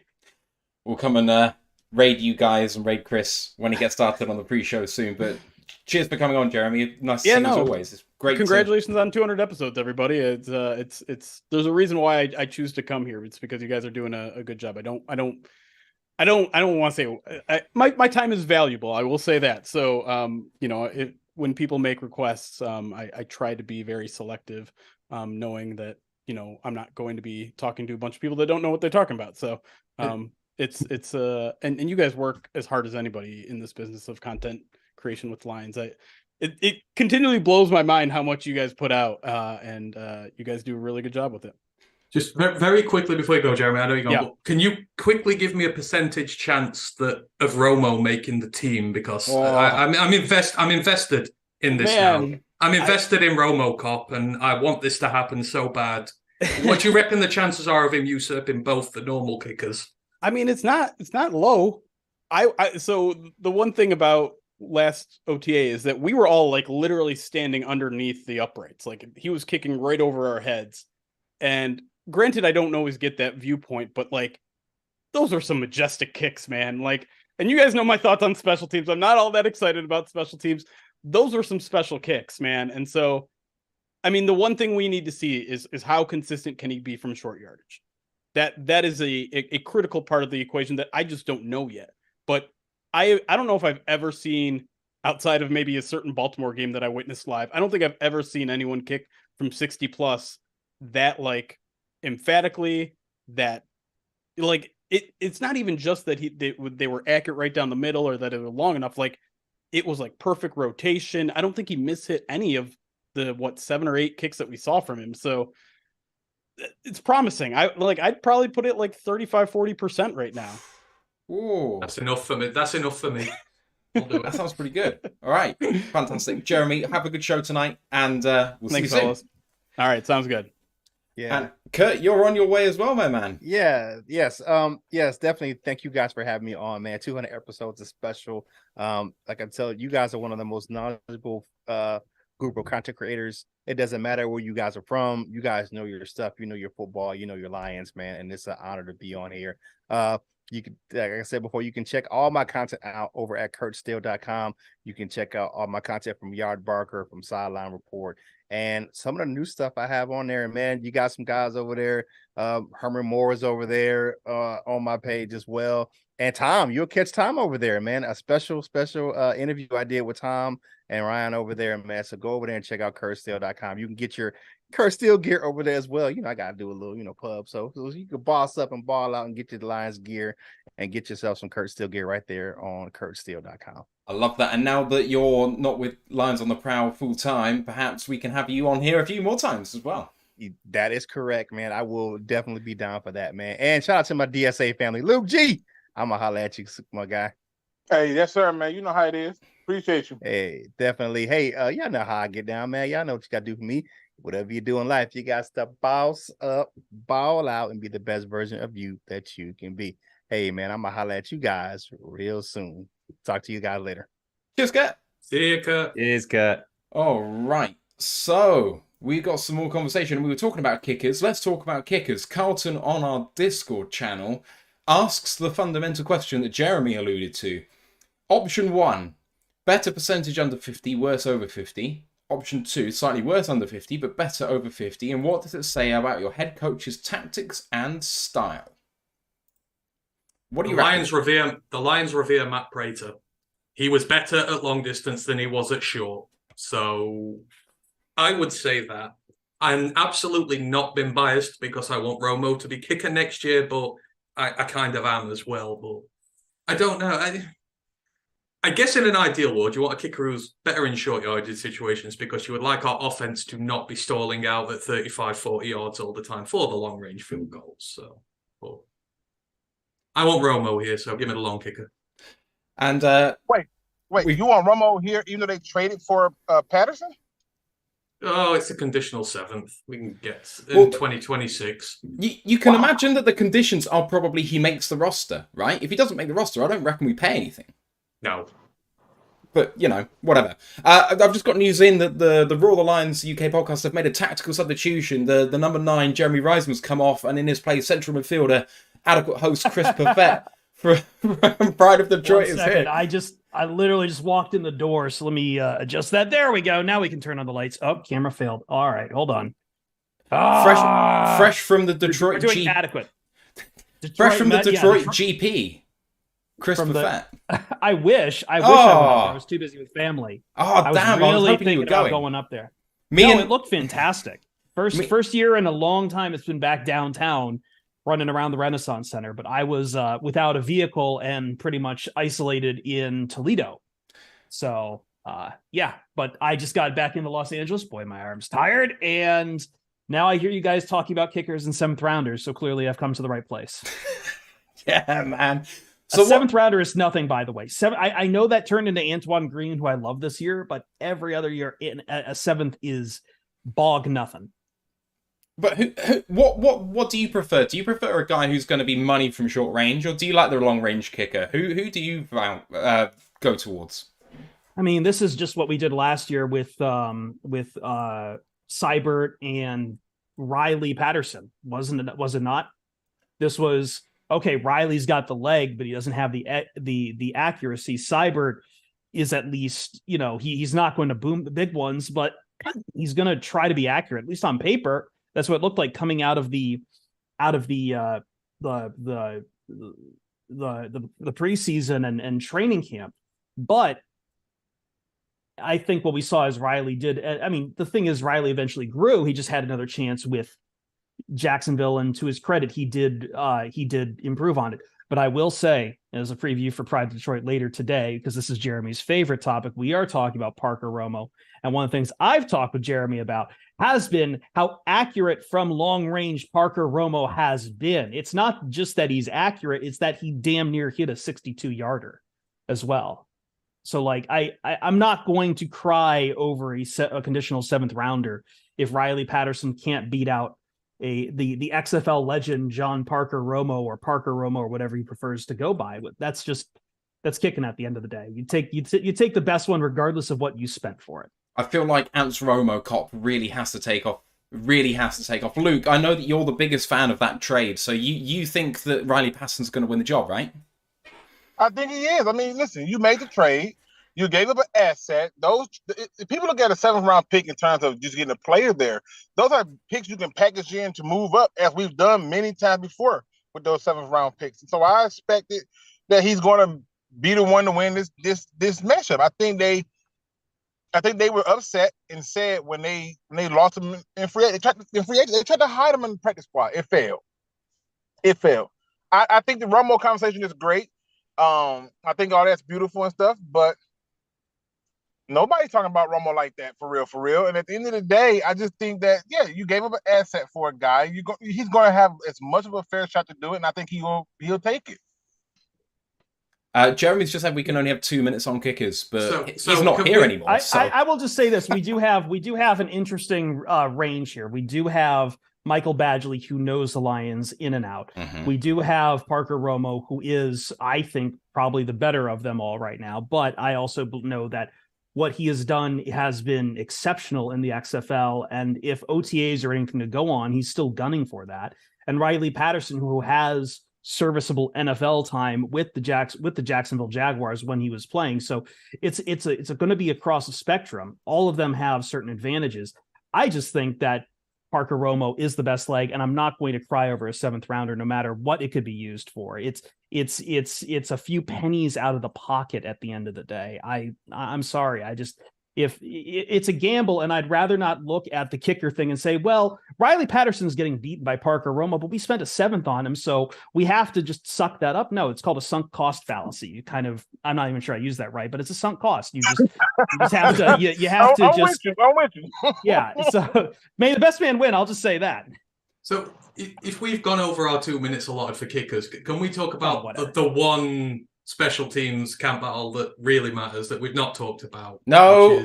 Is long snapper watch back? Did that happen while I was gone? There we go. Jacob McQuaid versus Scott Daly. Can we talk about that one? Because Matt has a very vested interest in the outcome of that one. Is that a real battle, or are we being facetious here? I just want to make sure I'm on the same page. Oh no, that's actually a real battle. That is a real battle. Someone has to take up the mantle of Don Muehlbach's cursed armor. So someone has to win that. Whoever wins, I lose. That's what happens. I'm so glad Jeremy isn't here anymore. He'd lose it. Oh, he's still here. He's still here. I see him in chat. Hi, Jeremy. Question from Lost Oceans X, just getting off kickers just after this one, says, what's your thoughts on keeping 2 and keeping the camp battle going on a bit longer? Why? Yeah, exactly. That's good enough. You have 53 spots on the roster. The funny thing about the change in the quarterback rule this year is that you still have to spend a 53rd on a 3rd quarterback if you want to take advantage of it. It's just that you don't need to put him on the inactives. So I think teams are going to go to a 3rd quarterback, which means more stress on a final roster. So that continues. And there's already questions about how many running backs the Lions going to keep, how many wide receivers the Lions going to keep. Now you want to throw a 2nd kicker on top of that? No, I'm good. Can't do it. I'm good. All right.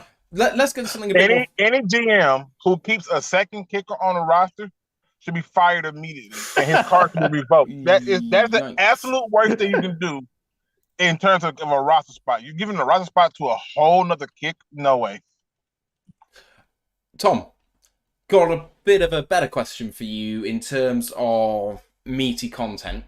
And it's about the roster battles this offseason. Geordie Manchin on YouTube asks, do you think Benito Jones, Jermar Jefferson, and or Chase Lucas make the roster? These are the guys that I think are the most likely to not make it who are in the mix. What do you reckon on those 3, or at least those battles down there? Because they're in a real battle for it, especially Benito, has had someone drafted in his spot. Yeah, I really struggle to see a world that Jermar Jefferson's going to make it. And I know, Ant, that's going to potentially trigger you, but we're going to have to see more. With Benito Jones, I mean, who have we lost on the interior? I don't think we've lost anyone. I think we've kept everyone, and then we've taken Christian Broderick. Covington's been kind of, I know they play different roles, but it feels like there's not necessarily going to be enough snaps to go round. And Benito and Bugs obviously were both brought in last year. Bugs had the bigger impact. Yeah, I'm just not sure we're going to see a huge amount. At the same time, it's all there for him. If he performs well in training camp, he'll get the reps. It's not like we're so deep now at defensive tackle. I mean, we have no idea what we're going to get from Broderick Martin. So with all of these guys, a lot of it's going to come down to training camp. If I had to guess, I would say he probably won't make the team. But again, it's going to come down to, are we going to take an extra edge? And I think we have more depth at the edge position. And therefore, we're probably going to bring in an extra guy there, especially when you've got someone like James Houston, who's obviously more of a almost kind of outside linebacker. I struggle to see that Benito Jones is going to get the reps. That being said, if he plays well in training camp, why not? Who's the third name? Chase. It was Chase Lucas. So we hear quite a lot of nice things about him, but obviously he couldn't quite get it together. Now a lot of that was injury last year, especially in the season. Lots of competition in the slot as well. And I think I read he was going to get some outside reps in OTAs. I don't know, man. Like, nah. Is there a world he makes the roster? Absolutely. If you wanted me to go one way or the other, I'd probably say no right now. And again, maybe he's a guy you try and sneak onto the practice squad and you don't think necessarily is going to get picked up by another team. But I struggle to see, especially with obviously Branch there now as well, that Chase is going to get a lot of reps and really make that 53. Dan What Pass a just negative says, answer. I'm basically just saying no one's going to make the team ever. it's fair though. Dan Pass just says, is the slot the new bloodbath? It kind of feels that way a little bit.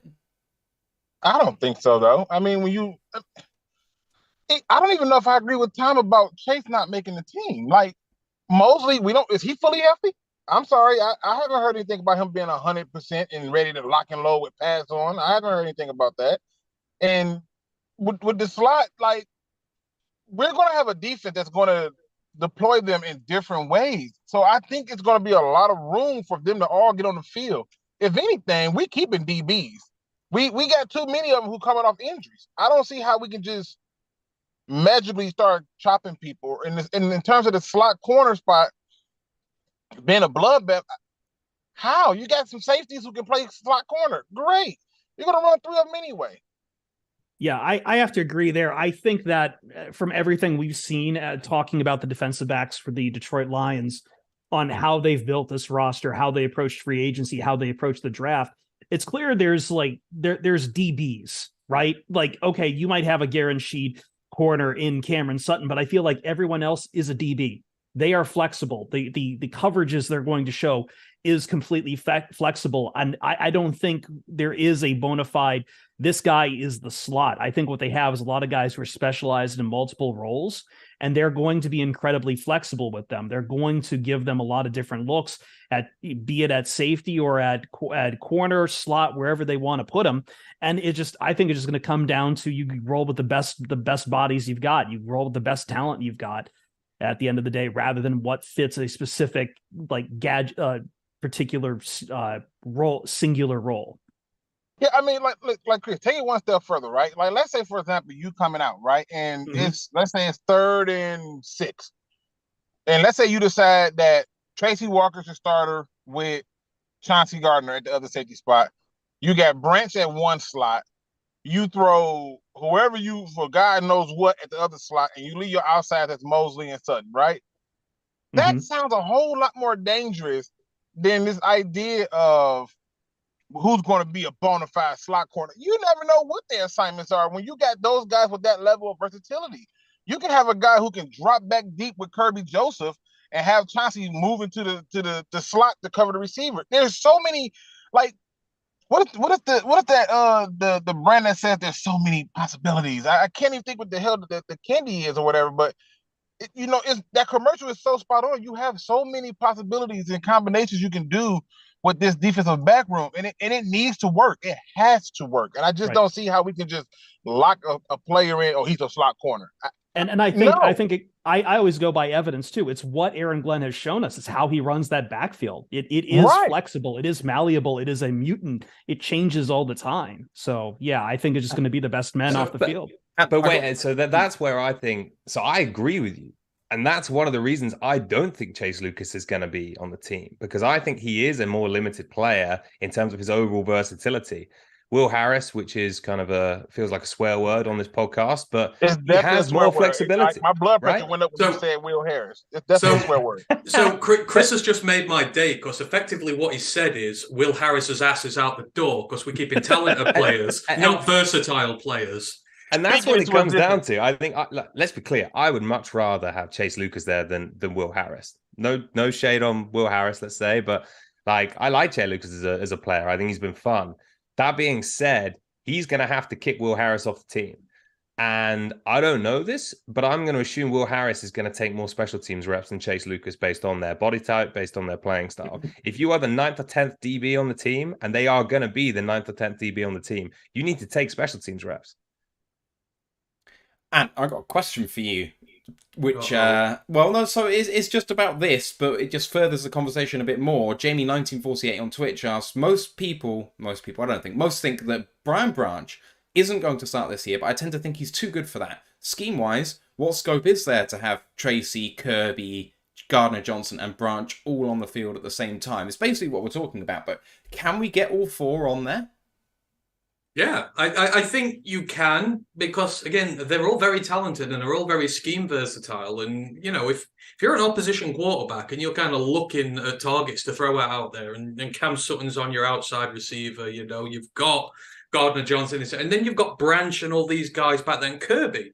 I mean, you're looking at Kirby as maybe the 3rd or 4th guy, even though he was our top guy on the secondary last year. I think you put these guys out there because then an offensive coordinator is like, well, what the hell are they going to do with them? Because they are that special at multiple different positions, and the schemes they can dial up, great. If they're just expecting one of Gardner-Johnson or Branch to be out there and like, oh, hang on, both of them. Oh, God, what the hell are they going to do? Where'd you go? So I think there is a world where you do it. I think they'll play 5 at the back sometimes to incorporate everyone in there and to throw, especially if a team is behind against us and is going to have to start throwing the ball, start taking risks. That's when you can really cash in on it, having all those guys out there when they get desperate. So yeah, I think they can. Any other thoughts? Was the question whether he's going to start, Matt, or did I miss that? Well, it's not necessarily about start. Just can you get all 4 guys on the field at the same time? Oh yeah, very possible. I mean, I can come up right now. I'm not even a defensive coordinator. I played defense, but I'm not a defensive coordinator, and I can tell you at least 5 ways I will pull it off in a number of different packages that where you wouldn't even know if that person was a linebacker, a safety, or a corner. It's very possible. Yeah, I can see it, and I'm so excited by cover 0 packages that have those 4 guys on there. Just sounds so sick to me, especially with Gardner-Johnson and Branch in both slots. Like, I can't even. That's going to get me too excited. Exactly. There's just so many things you can do there with it. And just to quickly rewind before we move on to what the next question is, Tom did prod me about Jamar Jefferson earlier, which a lot of people do. All I will say about him is, and he's like Logan Stenberg, I went to bat for both of them very hard. And unlike my hair, both of them are still hanging around after all these years. There is a reason. You still see hair there? There is a reason. I mean, I thought Jamar was toast when Juice Staley left. He's still there. He's been cut. He's still there. They see what I see. There is a player in there, and if it wasn't for injury, his path could have been so much more different here. So I don't think he is a lock to be cut. I think it's going to be difficult because I love Mo Ibrahim as running back 3, but there is still a universe where he is still here because he is a good player. So I'm not done with him just yet. Definitely. I think there's absolutely a chance. At the same time, I'm not sure using Logan Stenberg as part of your defense is really helping, though, mate. Is he not still on the roster after 4 years? They see something. And let us not forget, people trash on him, and rightly so, but it was his pass game he was rubbish at. He was still really good in the run game. He has something he can offer this team as depth on the O-line. So, again, not just going to write him out yet, but yeah, probably not. But Jamar still has a compelling case. Running backs get tossed away like yesterday's news, and there is a reason he is still here. After an OC change, the guy who brought him in believed in him and get cut. He is still here. He is still something he can prove to this team. Yeah, I mean, I can't believe it's just they're hanging on to the hope that he repeats that 28-yard long that he had against the Pittsburgh Steelers 2 years ago. But I do think that they see something there and they understand. I think he's just been dealt a bad hand by injury. And I know injury plagues all running backs at the end of the day, but clearly it's something that you just don't want to just cut a guy when he's down on his luck either. I think it comes back to things we've talked about, especially when it comes to, I don't think Craig Reynolds is a lock on the roster. There's going to be real competition on that third running back slot, or hell, they might even run with 4. We've talked about that before too. And I don't know if they'll roll with 4, but considering that, what maybe, you roll the 4th just because insurance for Gibbs or something. I don't know. But I do think that they have seen something in the development of Jefferson that leaves them very hopeful. I think Did we run with 5 last year? Didn't we carry 5 last year, running backs, or was it 4? 5 including Kabinda. Might have been a fullback. Yeah. We cut 5 and 4 and Kabinda. 4 and Kabinda. I think the thing about Jamar, which is going to have him cut, is that, as Ant, you rightly said, he was cut and he made it to the practice squad. And the 53-man roster game is about who can you make it through. Who's still going to be able to stay around if you cut someone. And Jamar's already proven that he's not being claimed by anyone else. And running backs, there's loads of them in the league. So... What? No, Matt. There's not a load of running backs in the league. Jerick McKinnon, has he been signed yet? I mean, there's players of talent out there, man, like, who haven't been Talent signed. 5 years ago in the case of McKinnon. He was good last year. I think when you look at it, though, I think what you said, though, before that was spot on, where you said he was cut, nobody claimed him, and he was brought back. He's going to be here because they know that nobody's going to claim him. And they know that they can keep him as a reserve, at least on the practice squad at the very least. So that's why he's not going to make it. Now, if you go and you cut Craig Reynolds, that's when teams are going to look at him and say, oh, I can use his skill set. Yeah. Right? Like, that's a guy you're not going to be able to hide or stash or do anything with. So, yeah, it makes more sense there. And then with the other guy, whose name I can never pronounce, and I'm not going to play myself like that, from Minnesota, I'm not going to do it. Ibrahim. He wants to say it as I know I'm opening up the Twitter bag of people being mad at Pride of Detroit again, but it is pronounced as Ibrahim. We've learned. He says it himself as that. Oh, Ibrahim. All right, because I tried to say it before and I got my butt handed to me. So I'm not. No. Like I know it's usually like Ibrahim, but like I guess he says it as Ibrahim, and as someone who grew up with the last name that gets butchered all the time, I will default to the man. This is facts. But I think he's gonna have a huge preseason, and it's gonna make it hard on a lot of people. So he was real special in college before that Achilles injury. He was real something. But he to me, like, from the little stuff that people were a bit sneaking out from the OTAs where I see him, run, he looks slower. I will say that he looks a little bit slower. But hey, who's to say? Nobody can tell. He had 1,600 yards last season after his injury. He's not done. He doesn't need speed. He is a truck. He'll just run over you. A lot. He is a bell cow. A lot. But still, it is a lot. Let's go to a more general question. One of Cool Down Rats. And I think it's quite interesting to take a step back and take Brad Holmes and Dan Campbell, the era so far, and have a look at how this has been done compared to other roster building techniques. He asks, how has a 5-year contract, I think it was 6 actually, but he said 5, how has this long-term contract influenced the way that Holmes and the Lions have operated in the roster building so far? What do you think about this? Because often it's a I've got to turn this around quickly, right? But it feels like this has been a measured approach. I don't know. I don't think it's had that big an impact. I think they've still gone after the players who they think were right to build a team around. So foundational players in that first draft, obviously nice that Sewell fell to them, but I don't think they've gone in a different direction. I think you could even say the fact that, again, not to bring up positional value, but the fact that Brad Holmes did this already shows that he's willing to kind of push his chips in. And in reality, if we hadn't turned that season around last year, there'd be a lot of people calling for someone's head. So say we'd only won 3 or 4 games last year, regardless of them being on long-term deals, I think there would have been a lot of call to say maybe Campbell isn't it or something. And there was at 1 and 6, he got the vote of confidence. Yeah. So yeah, I mean, in general, I don't think it's had that big an impact. I don't think I agree it's appeared measured, especially in those first couple of years, but I think that's just how it's played out rather than being tied to their contract lengths. I think what you would do with that question is you would sort of ask back, how would they have done it different if they were trying to win now And you kind of look at it and, this team was awful. They inherited a non-team when they got here, apart from, a few good bits on the offensive line, a few bits here and there, but for the most part, they inherited nothing. So how would they have won now in the draft since then? I mean, I guess would they have tried to trade back, get more picks, get more youngsters, but I don't know. I like Tommy. I think it does feel accelerated, I guess, because he's been trading up in drafts and giving away picks. He's not been going for quantity, he's been going for quality, and they've built it that way. And then this year they've gone skill players because they've got the trench guys in. I don't know how you would have done it differently from where we were, because I mean, you're not going to give Jared Goff tons of flashy receivers year one here, are you? When he comes and he's in there, you're going to wait till what he does first. So I don't think you could have done it any differently. Personally, I think this was the only way they were going to be successful, but I don't think there was another way to do this. I think, and I don't think that the question lines up to with the contract, because they have always been in a win now fashion. It's just that the heat has not been on in terms of it to be a win now fashion. Like, they are understanding this is going to be a rebuild process, but they have always been in the win now. They have made moves to try to set themselves up to be successful year after year after year.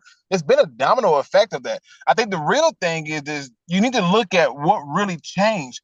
And it was the ability to take a guy who was a former player in Chris Spielman, who came up with some moxie to create a board of former players and people who know what they're doing, and hire people who can get to them the result that they want. They're trying to copy a lot of the same thing that they did from that 91 team that was winning playoff games. And if you look at it, there's a lot of those same little characteristics coming out. I don't think the length of their contract has anything to do with it, because if there's one thing about the NFL I know is I don't care how long your contract is, it's not real. It's not real, which is why they fight for the guaranteed money. Makes perfect sense. I don't think you can add much more to that, so I'm going to move it on to a question by El Morg on Twitter, who asks, is there more pelt-up pressure than beating the Chiefs or failing with all of the media hype surrounding the Lions on the TV world stage? So, can there be any bigger shift than possibly beating the Chiefs on week one or getting blown out by them? Anything in between kind of feels pretty neutral or even impressive, but the shift in possibilities there really could impact the season for the Lions, right? If I can speak from, and I know Jeremy's pulling out the bingo card and yelling at me right now for bringing up my day job, working national media for sports in America, but there have been a good number of voices during that scheduling release who were very loud in talking about, why do the Lions get opening day? And they heard the comments from the NFL director of the scheduling about how the Lions deserve it, and they took that in a very negative way. They did not feel like the Lions deserved to get opening day. I believe that as much as the Lions are a very sexy team for younger national analysts, for people like Mina Kimes, who like the idea of the rising story. However, this industry, especially on the national level, is also staffed by a lot of people who see a rising story and will gleefully respond when that thing suddenly gets curb stomped. So yes, it would be very bad for the Lions to get blown out. It would be, I don't think in a long-term picture it would mean anything, but I think you will see it trickle down. There will be a bit of a spook when it comes to, oh, this might have just been for fraudulent. On the other hand, it is the Chiefs. It is at home, so you can wave that off to a degree. Now, the other way around it, the Lions win against the Chiefs, the Kool-Aid's going to overflow. Like, at that point, it's like, okay, wow, which it really shouldn't, because we've seen these opening Thursday schedule opening games against Super Bowl champions as they're getting their rings and everything, long ceremonies. It throws them off a lot of times, and odd results can happen. I've seen plenty of Super Bowl champions lose their first game of the season. It throws the hell onto them. I don't know how the Chiefs will like the idea is like, hey, you lost the Detroit Lions to open the season. That should sting. But it will mean that some people will then start waving those pom-poms a lot harder for the Lions. I think both would be a massive overreaction. It's a slow and steady thing. I will probably be more afraid if they're like 0-3, than if they lose to the Chiefs. Yeah, sorry, go on. Okay, go ahead. No, Go ahead. go you. I was just going to do a quick add-on to just say that, I think you hit the nail on the head when you talk about how the media would turn it in the heartbeat, but I think the bigger issue shouldn't be if they go out and get blew out by the Kansas City Chiefs. I think it'll be written off as you lost to the defending Super Bowl champs. What would be the bigger story is if you go out and you beat the brakes off the Chiefs, and then now you start losing to the rest of them bums afterwards. Oh, then the firestorm starts. Now all the trouble comes in. The Kool-Aid all of a sudden loses sugar. It's just food coloring and water, and everybody's all agitated. So, I mean, yeah, I think they need to go out and win the game. If they win it convincingly, cool. But you have to repeat. You need a fast start. You need a winning record. You should be going into the bye week with a winning record. And if you're not going into the bye week with a winning record, yeah, they're going to blame first Aaron Glenn. At the Aaron Glenn, they're going to go down the pipeline to Dan Campbell. Then at the Dan Campbell, they'll finally get to the real culprit. But at the end of the day, I think they need to make sure that they win that game and people understand that, look, be patient, but they got to win more games after. I agree with that. I will only add real quick, and then I'll let Ant get in here. I apologize, but No, go on. Number one, I think the blame would go to DC first, just because I feel like I had seen some people already try to stoke some flames, including someone who I consider to be my mentor, but sometimes has incredibly bad takes, talking about how Dan Campbell probably should have been fired in year 2, which he was wrong. He's always wrong about that, but I'll keep respecting him because I get to steal his drums and I give him all the flats when we go out for wings. But it's a good deal. But God, what was my other thing? Oh, right. But I mean, to a small point to what you're saying, like, I think I brought it up, and I understand there's always reasons to it, but the Lions have started slow the last couple of years, and that's always been my fear. And again, there's been logical reasons for them starting slow, but the last thing you want to see in year 3 is another slow start. Yeah, I'm the same. For me, week 1 doesn't matter that much. Generally, regardless of what happens, as Chris already said, week 1 is, it's a big opportunity for us, but weird things happen, and you're getting the hardest game you can all year. I know it wasn't on for the scheduling stuff, but I said it on the one podcast I did do. That first 5 weeks for me is where it's at. Not the Chiefs, but the games you've got after. You've got Seattle at home. We want to be a playoff team this year. We want to make the postseason. They are, or they were last year, the measuring stick for like getting in right at the very bottom. They're the last team in. You got them at home. We gave them a good game last year. We only lost by 3 points. You have got to go out and win that game if you want to show that you're going to be doing something this year. I feel like that is a game that I would be concerned if we lost. The Falcons you've then got at home the week after. We never have an easy game against the Falcons. You think back to TJ's last second touchdown. You think back to last year. That's again very hard, but it's at home. And they're a team who've strengthened considerably in the offseason. And then you've got the Packers, who are the Packers, and it's at Lambeau, and that's the thing in itself. And then you got the Panthers, who beat the brakes off us last year. They're kind of the trauma of last season, and you've got to go out and show that you've learned your lesson. But again, you've got them at home. These are the teams you need to be beating to show that you want to be serious this year. And if you're coming out of that run with 1 win, I know it'd be 1-4 as opposed to 1-6 last year, but every single alarm in the building would be off for me if that happened and they stayed healthy. You need to be coming out of like Chris said, you need to start better.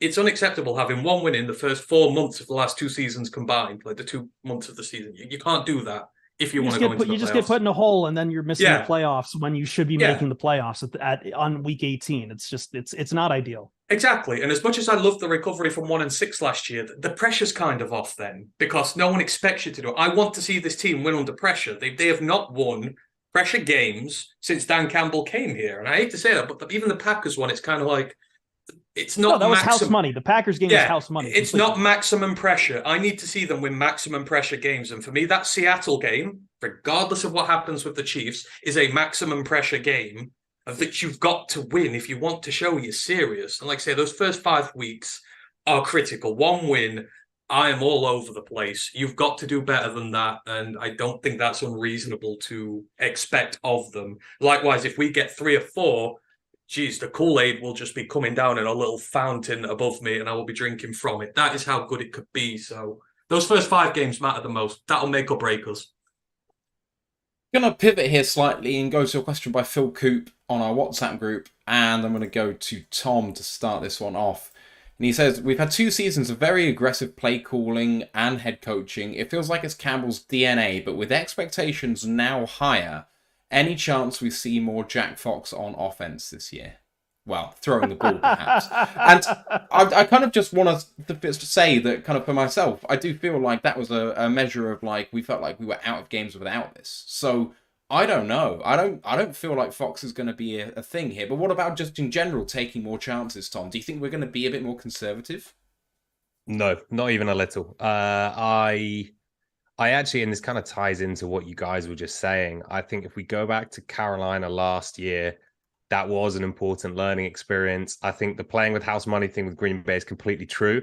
Actually, I think if we did have a playoff spot on the line, you don't know how those players are necessarily gonna react. Whereas without that pressure, they've now proven to themselves they can do it in a big spot. Now, they're probably not thinking, oh, we only did that because there wasn't a playoff spot on the line. They know that they went to Lambeau and won. So for me, I don't think Dan Campbell does anything differently. What's going to be really interesting is, do we still convert on those 4th downs? Do we still have the same level of success when we are aggressive? Because a lot of that is going to come down to player execution as much as it is calling the right play. So that's the thing I'm most interested by. I would be genuinely shocked if we started seeing Campbell get more defensive. Now, over the 2 seasons, he's changed his approach in certain ways. But if we actively saw him going away from that aggressive style, that would be a huge flag for me. It's more about how are these players going to react? What's going to happen when we have one of those games, let's say Seattle, and there is a 4th down to win the game? Are they still going to execute in the same way? Is it only going to be down to a couple of players you really trust, like an Amon-Ra, to get it done? That's the bit which I'm fascinated by. It's also the 2nd year for Ben Johnson, full year, I should say. And that does matter for something. As an offensive coordinator, you have to constantly be evolving your scheme. You have to constantly be evolving your playbook. And we're going to get to see just how creative, how adaptable he is. Because now people have the full first year plus whatever he was doing after Anthony Lynn now on tape. And you're going to have to start mixing it up. You're going to have to start getting very unpredictable. And you look at the skill players they brought in with like Gibbs and, Monty's here and can do what he can do. But even like Antoine Green, a deep field threat there. So you're going to start using him. A team's going to expect you to use him. It feels like they've given him options to just get even more creative this year. So you would expect him to just go straight out for it, because that's what the Chiefs do. They just keep doing new wacky ways on offense. You're like, what the hell are they doing? You can't adapt to it. They keep scoring loads of points on you. So it don't matter if the defense sucks. Just keep evolving. And I think that's what they'll do. Yeah, I think it matters more for the defense than anything with the Detroit Lions. I think if you go back and you look at last year, if you just did it based off the offense, we probably got another 4 games, right, that we won. But the reality is our defense was hot garbage, and we need to see a 15 to top 20 defense if we're going to have any success. Because the only way I see us losing is because our defensive problems were never really fully addressed, and it's one of my biggest gripes with our general manager, and why I'll stand on it. Like, look, we've added one guy in the draft, and Aiden Hutchinson, that I'm like, okay, he's that guy that people want. But your first free agent hire was Chauncey Gardner-Johnson, and I don't see us losing games because of offense. I see us losing games because of the defense. That's the only way I see us taking L's. On Ben Johnson, I don't know if anyone's watched his presser yet from a few days ago, but the press were quite complimentary to his genius traits, or, like kind of, they were calling him a mercurial talent and all this sort of thing. And did you see them ask him about, like, whether there were going to be any new plays? And he was like, just quietly smirking and trying to hide it. Did anyone see? He gave out 2 smiles that were just impossible to miss for a half second. Of course he's going to be more, because it's a dumb question. I don't want to call it a dumb question. No, you said it right, Chris. It's a dumb question. It's a dumb question to ask. It is, but journalists have to ask new plays or just come up with the same old stuff. Yeah, I'm coming out with the same old stuff. Come on, people. Yeah, it's a journalist's job sometimes to ask dumb questions. I will never fault a dumb question in a pool, but it is like in football, it's evolve or die. Like he has to have new plays. As I said, everything's on tape now. Has to I have think new Luke- plays, I think- but it betrays him. I think he's It's yeah, one I of the do. worst. It's Yeah, I one of the do. worst indictments when you come out of a game and the opposing defense is giving quotes to the press saying, "We knew what they were going to call." We've seen that in the past here in Detroit, even sometimes with certain other older offensive coordinators, but that happens every now and then. The NFL, it's like the defense gets to say, "Hey, we know what you're calling. We know what you're calling." Well, Like under the that is a bad sign. Nobody wants to be that OC that has the opposing defense calling your plays. Well, under the deep dark ages of the previous regime, who shall not be named, Matt was calling plays on stream by like the verbiage they were using. So when one of us is calling them out, it's it kind of gives out how bad it That is. wasn't But, I mean, even rocket science. That was No. kill by Stafford was a run to the left every bloody time for 2 years. yeah, exactly. It's not his fault. But I agree with Luke. To talk about Johnson, but it's Glenn who's kind of the one who kind of needs to evolve his playbook this year. And I can't remember where I said, but I said it somewhere. If he's not got that defense middle of the pack, like 16 or above this year, I don't think it's a question of whether he's going to get a head coach job somewhere. I think it's a question of we need to decide when we're going to fire him, because I think after 3 years and what they've given him this year to work with and how much draft they've accumulated, I think middle of the pack is like the least reasonable expectation for it, really. So Luke's right. It's got to get better. And, middle of the pack is minimum expectation for him. They've stuck by him, and now he needs to start repaying it. Okay, so let's make that a question. If we have a 20th ranked defense, is Aaron Glenn on the hot seat? I would wave goodbye. I think after 3 years, probably not mid-season, but end of season there would probably be some reviews. And to be honest, he might still be getting, like, just because of his pedigree, he might still be getting head coaching looks. But yeah, if it's at 20th at that point, you probably want to start looking for other options. I don't think for one bit if they got a 20 ranked defense and they are winning games and they're winning the division, they go into the play.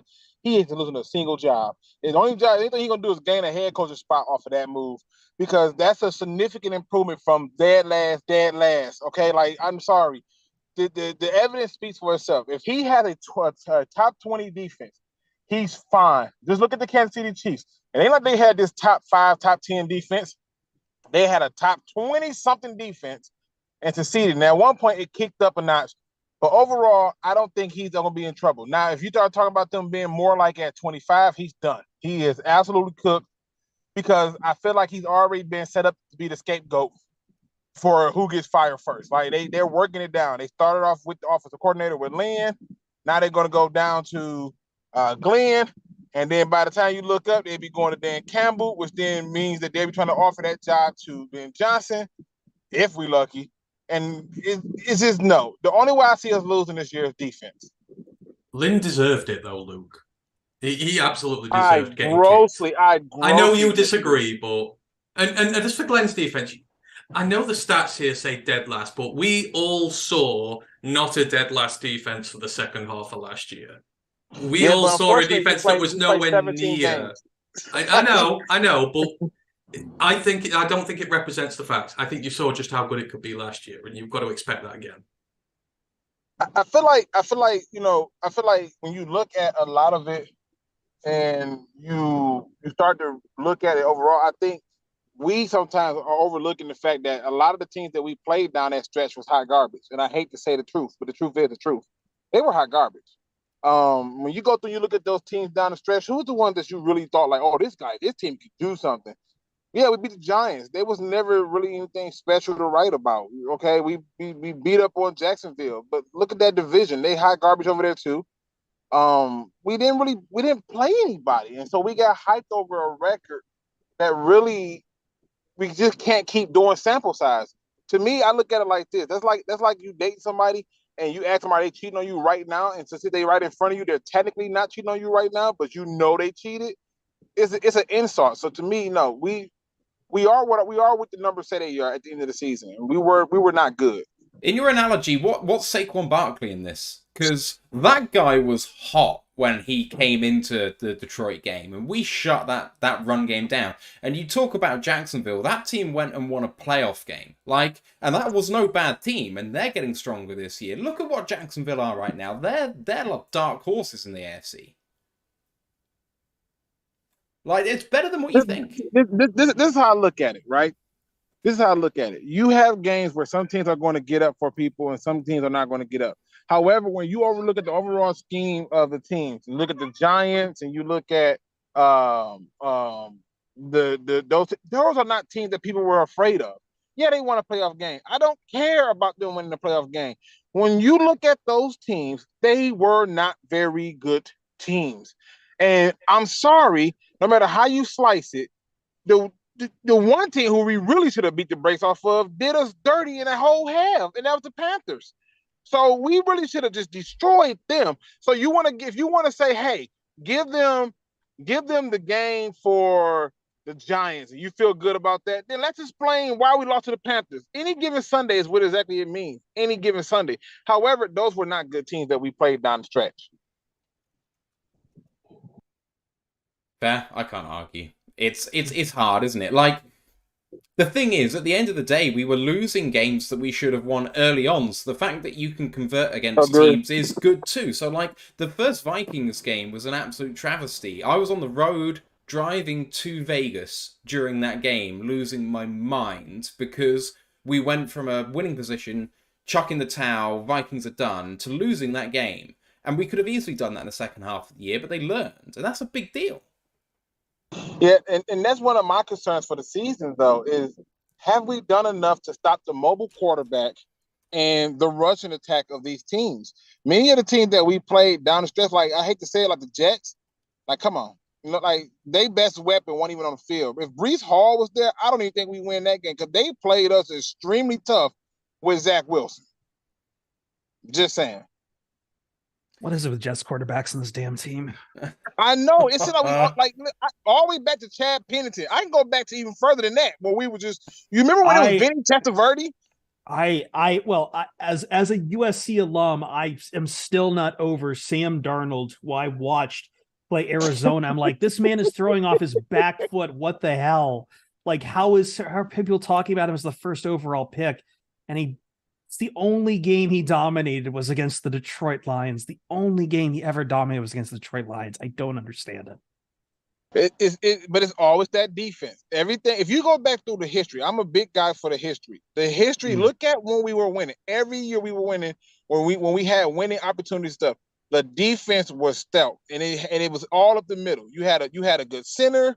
You had a quarterback that was meh at best, but you had the running back. You had receivers. You had tight ends. You had that. And then on the defensive side, you had Jerry Ball, and you had Chris Spillman, and you keep going up. You had Benny Blaze, and then you go to the outside. You got Crockett, and the list goes on and on and on. So, it just is what it is. And so to me, the only way we're losing, I'm telling everybody right now, just don't look at Aaron Glenn. This is not an Aaron Glenn issue. This is a general manager issue. Have they done enough to address that mobile quarterback and rushing attack? Because I don't know why people are not talking about it, but Justin Fields had almost 400 yards rushing by himself against the Lions. That's crazy. It's an uncomfortable point. But the thing is, with 30 holes to fix and 20 picks or whatever it is over 3, I'm picking the numbers out my ass, but like, you know what I mean? When you don't have the picks to fill all of the holes that you have to prioritize something. And if you have a 20th ranked offense and 20th ranked defense, you're coming dead last in the NFL. So sometimes you have to focus on one side of the ball than the other. Like, so they went and focused on offense. They got some fundamental pieces, bar Aiden Hutchinson. They were like, okay, we're going to focus on this side of the ball. And, if you have a top 5 ranked offense and 25th ranked defense, or what were we last year? 31st or something? I don't know what it was. But we had a more than 500 record. So, you know what? You focus on one side of the ball, you give yourself a chance to win by having something to hang your hat on. And then when you come back and say, oh, well, we haven't done enough in defense. Okay, yeah, but that was by design. Like, you're going to be criticizing the guy for doing something he intended to do. So if he went all in on defense, we could win that way too, but then we'd be saying the opposite point for the offense, and we haven't given Goff a chance. No, I disagree for two reasons. And I think it's not a matter of going all in one way or another. It's a matter of you said you had to draft capital. We've made more excuses for Brad Holmes than we have for anybody else. And I'm just saying, at the end of the day, when he got here, the first thing he noticed that was the biggest problem with his team was defense. And we have yet to really address it. We're starting to get into it. Great. But I'm just looking at it and saying, okay, let's be honest. You know, when you got here, in the worst part of that team was defense. And my thing was he ended up on a lot of offensive players to double down with Goff. I'm fine with that. I don't have an issue with it. But I'm just saying, you didn't make the playoff because your team couldn't score. You made the playoff because your team lost a tiebreaker to a team who running back had his third best career day to date and his second best career day to date against the Lions. And Rashawn Penny, like that stuff shouldn't happen. It should not happen. Like if we get beat by Walker, okay, it was Rashawn Penny. Like you score 40, you score 45, give up 48. You have the lead against Minnesota, give up a deep bomb. Like these are the things that I'm looking at, and this is why I'm not so quick to just jump down the throat of Aaron Glenn, because I'm thinking to myself, look at those last two seasons and tell me that he did enough to address a lot of those problems. Even this year, you know, people, they're going to start, they're cool now, but they're going to really question him if this doesn't work. And they're going to say, oh, he decided not to go with positional value and all that trash. So I'm just saying, let's try to keep it in perspective. Because if you ask yourself, how do you see the Lions not having success this year? You're going to probably tell yourself it's defense. Or Goff getting hurt. That's the big one. Goff gets hurt, you'll have none. I think Hendon Hooker is closer to being healthy than people think he is. That's just me. I could be wrong. I don't know, Chris. Have you heard murmurings of Hooker, Chris? Anything like? Because people are saying he might not be fit all season. Some are saying he's ready to go. If they said, "Oh," I think Jameson Williams kind of gives the template for that. They're going to take him slow, but I think later in the year he'll probably see some action. I still believe they see him as a longer term investment. It's a bit of a wild card what he could be. And to be honest, I've talked at length that this could be kind of whatever. I hate to use the mystery box words on it, but like bridge quarterback, some full-time starter, who knows? But I think they're just going to take it slow. He's been very involved on the sidelines. He can't practice. He wasn't able to practice during rookie minicamp, but he was still very involved with learning the schemes, learning everything he could, making meaningful communications with his offensive teammates. I believe that will continue through mandatory minicamp that we're going to have coming up here as well. He seems very dialed in. So I don't know if he plays this year, but he's acting like he's going to get a week 1 start. And that's something I really like to say. If I had to put money on where he starts, I'd probably say week 14 or so is when he maybe, or I mean, I shouldn't say week 14. When do you think they'll have the division in the bag? Like probably week 14? 17 or 18. Yes, please. Week 17 or 18. I'm not saying week 14. Give me a break. Yes. I just got off a flight.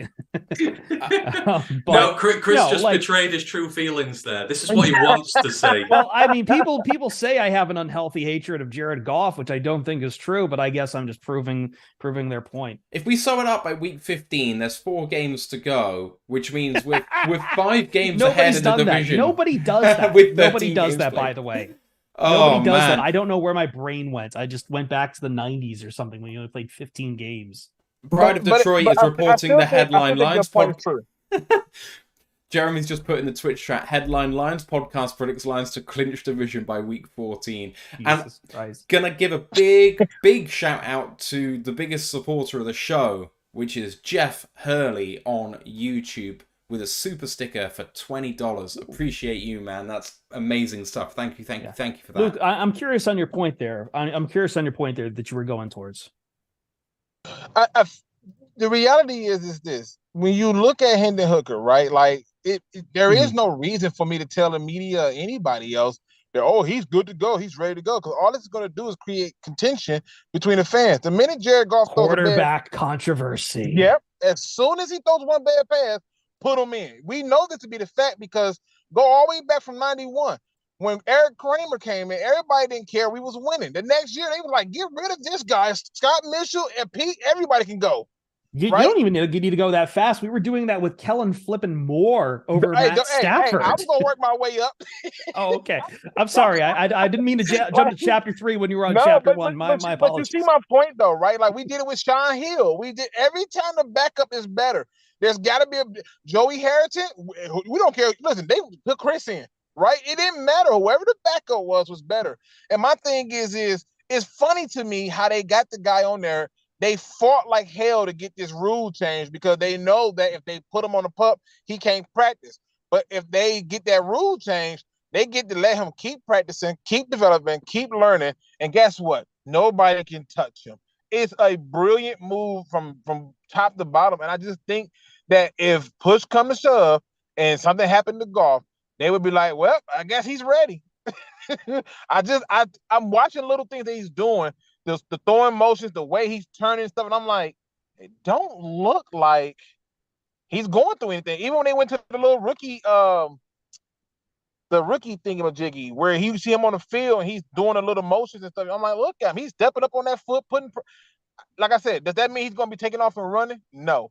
But do I think he's as hurt as J-Mo was? No. I think J-Mo was really hurt, especially given the time of when it occurred.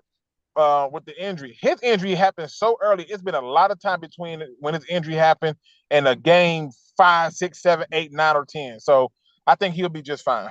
When he's talked to, I think he's been cognizant about the time it's going to take him to learn the pro system as well, coming from a very, I don't want to just dismiss it as a college system because I feel like college system is more than anything, but I think what Tennessee was running obviously couldn't work in the NFL.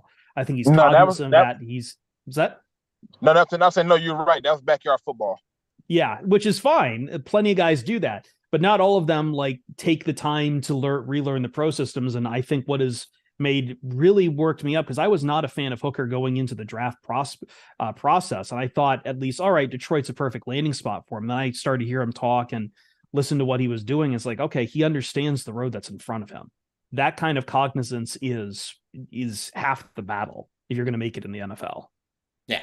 Absolutely. He knows he's got the learning curve to go, but equally to Luke's point, if he's fit and he's just a little behind on learning the system and they've got a choice between him or Sudfeld, they're going Hooker, surely. If Hooker can go, because the rushing upside will give you a way to win games, especially if Goff is only out for a few games. If Goff is done for the season, then maybe it's a bit more of a wild card because maybe you're done. But if Goff's out for like 2 games, 3 games, you can win with Hooker, but I don't think you can with Sudfeld.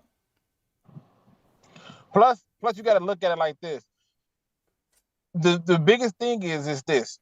I believe had they not did the rule change, they were going to cut Sudfeld and let him be the backup.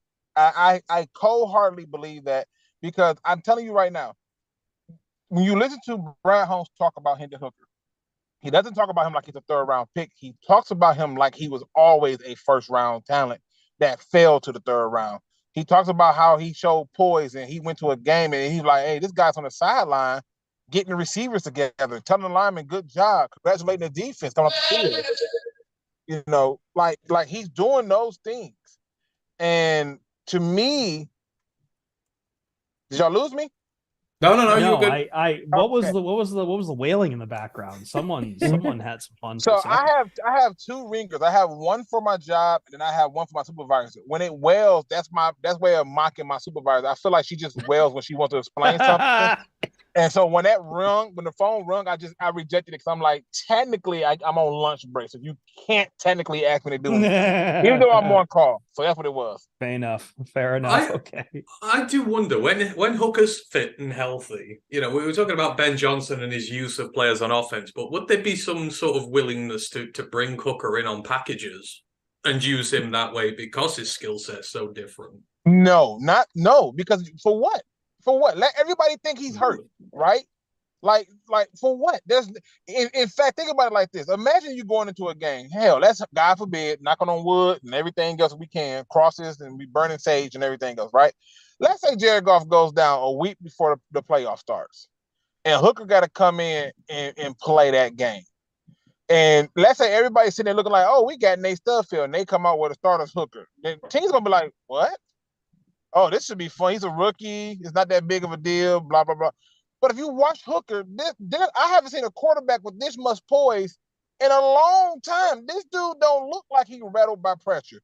He doesn't care. Like, you don't have any idea how hard it is to go into any system and only have like 5 turnovers for a whole career. That's nuts. That's what I mean. Will they trust him to come in and run packages with Goff healthy? If you're on a 3rd down, 4 yards out, and you want to bring him in and at least offer the threat that you're going to do rush with the quarterback, it seems like something Ben might do. I would be shocked if they did it. I think, like I said, I think he's been hurt long enough that he should be healed by the time we hit the middle of the season. And I think with J-Mo, you got to understand, he has to run. He has to. So his process is going to be a little bit longer because he uses his legs a whole lot more. The quarterback, can I sit in the pocket, sidestep left and right, up and down, and throw the ball? Yeah, I think he can do that. And I just can't wait for Hendon Hooker to get the chance, because once he gets the chance, I think everybody's going to just be like, who? Finally, who? We don't need a quarterback. It's going to be jump for joy because he's going to be that good. Like he was my number 1 quarterback coming into this draft. Ooh. I think had he not got hurt, he would have been a top 5 pick. Had he not been hurt, I can't go. I think he could have easily been. I think he could have easily been quarterback 3. Is where I would probably go. He obviously the learning curve a little bit more, but I think he would probably be Richardson, because Richardson is obviously much more of a prospect. Hooker, you commit to a bit of a prospect, but he seems a little more pro ready than Richardson. So no, I can't disagree with that entirely. Yeah. I saw what Hooker was before that tear. And that quarterback 3, if you look at how the draft lined up, where you have people jumping up for quarterbacks, if let's say he was quarterback 4, he's still in the 1st round talent. Like, there's no way you can overlook the fact that this guy, the injury is what scared people off, because they're like, we need you to play now. That's the problem. They needed him to play now. Those teams who went up first, the Panthers, they didn't have time to wait for you to develop or to be healthy.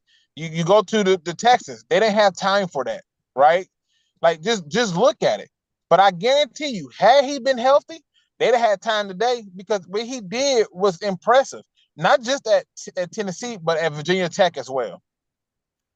Let me pivot, as we've been going for a couple of hours now, and just go to a final question before we sign off. And to Luke's point about defense and about trying to tool up possibly and give him the best chance we can, and thinking about that run defense being potentially a weakness. We've all mentioned it on our respective shows recently, but it's a bit of fun. Brent DeWitt asks, love the fact that our D-line coaching staff is preaching violence.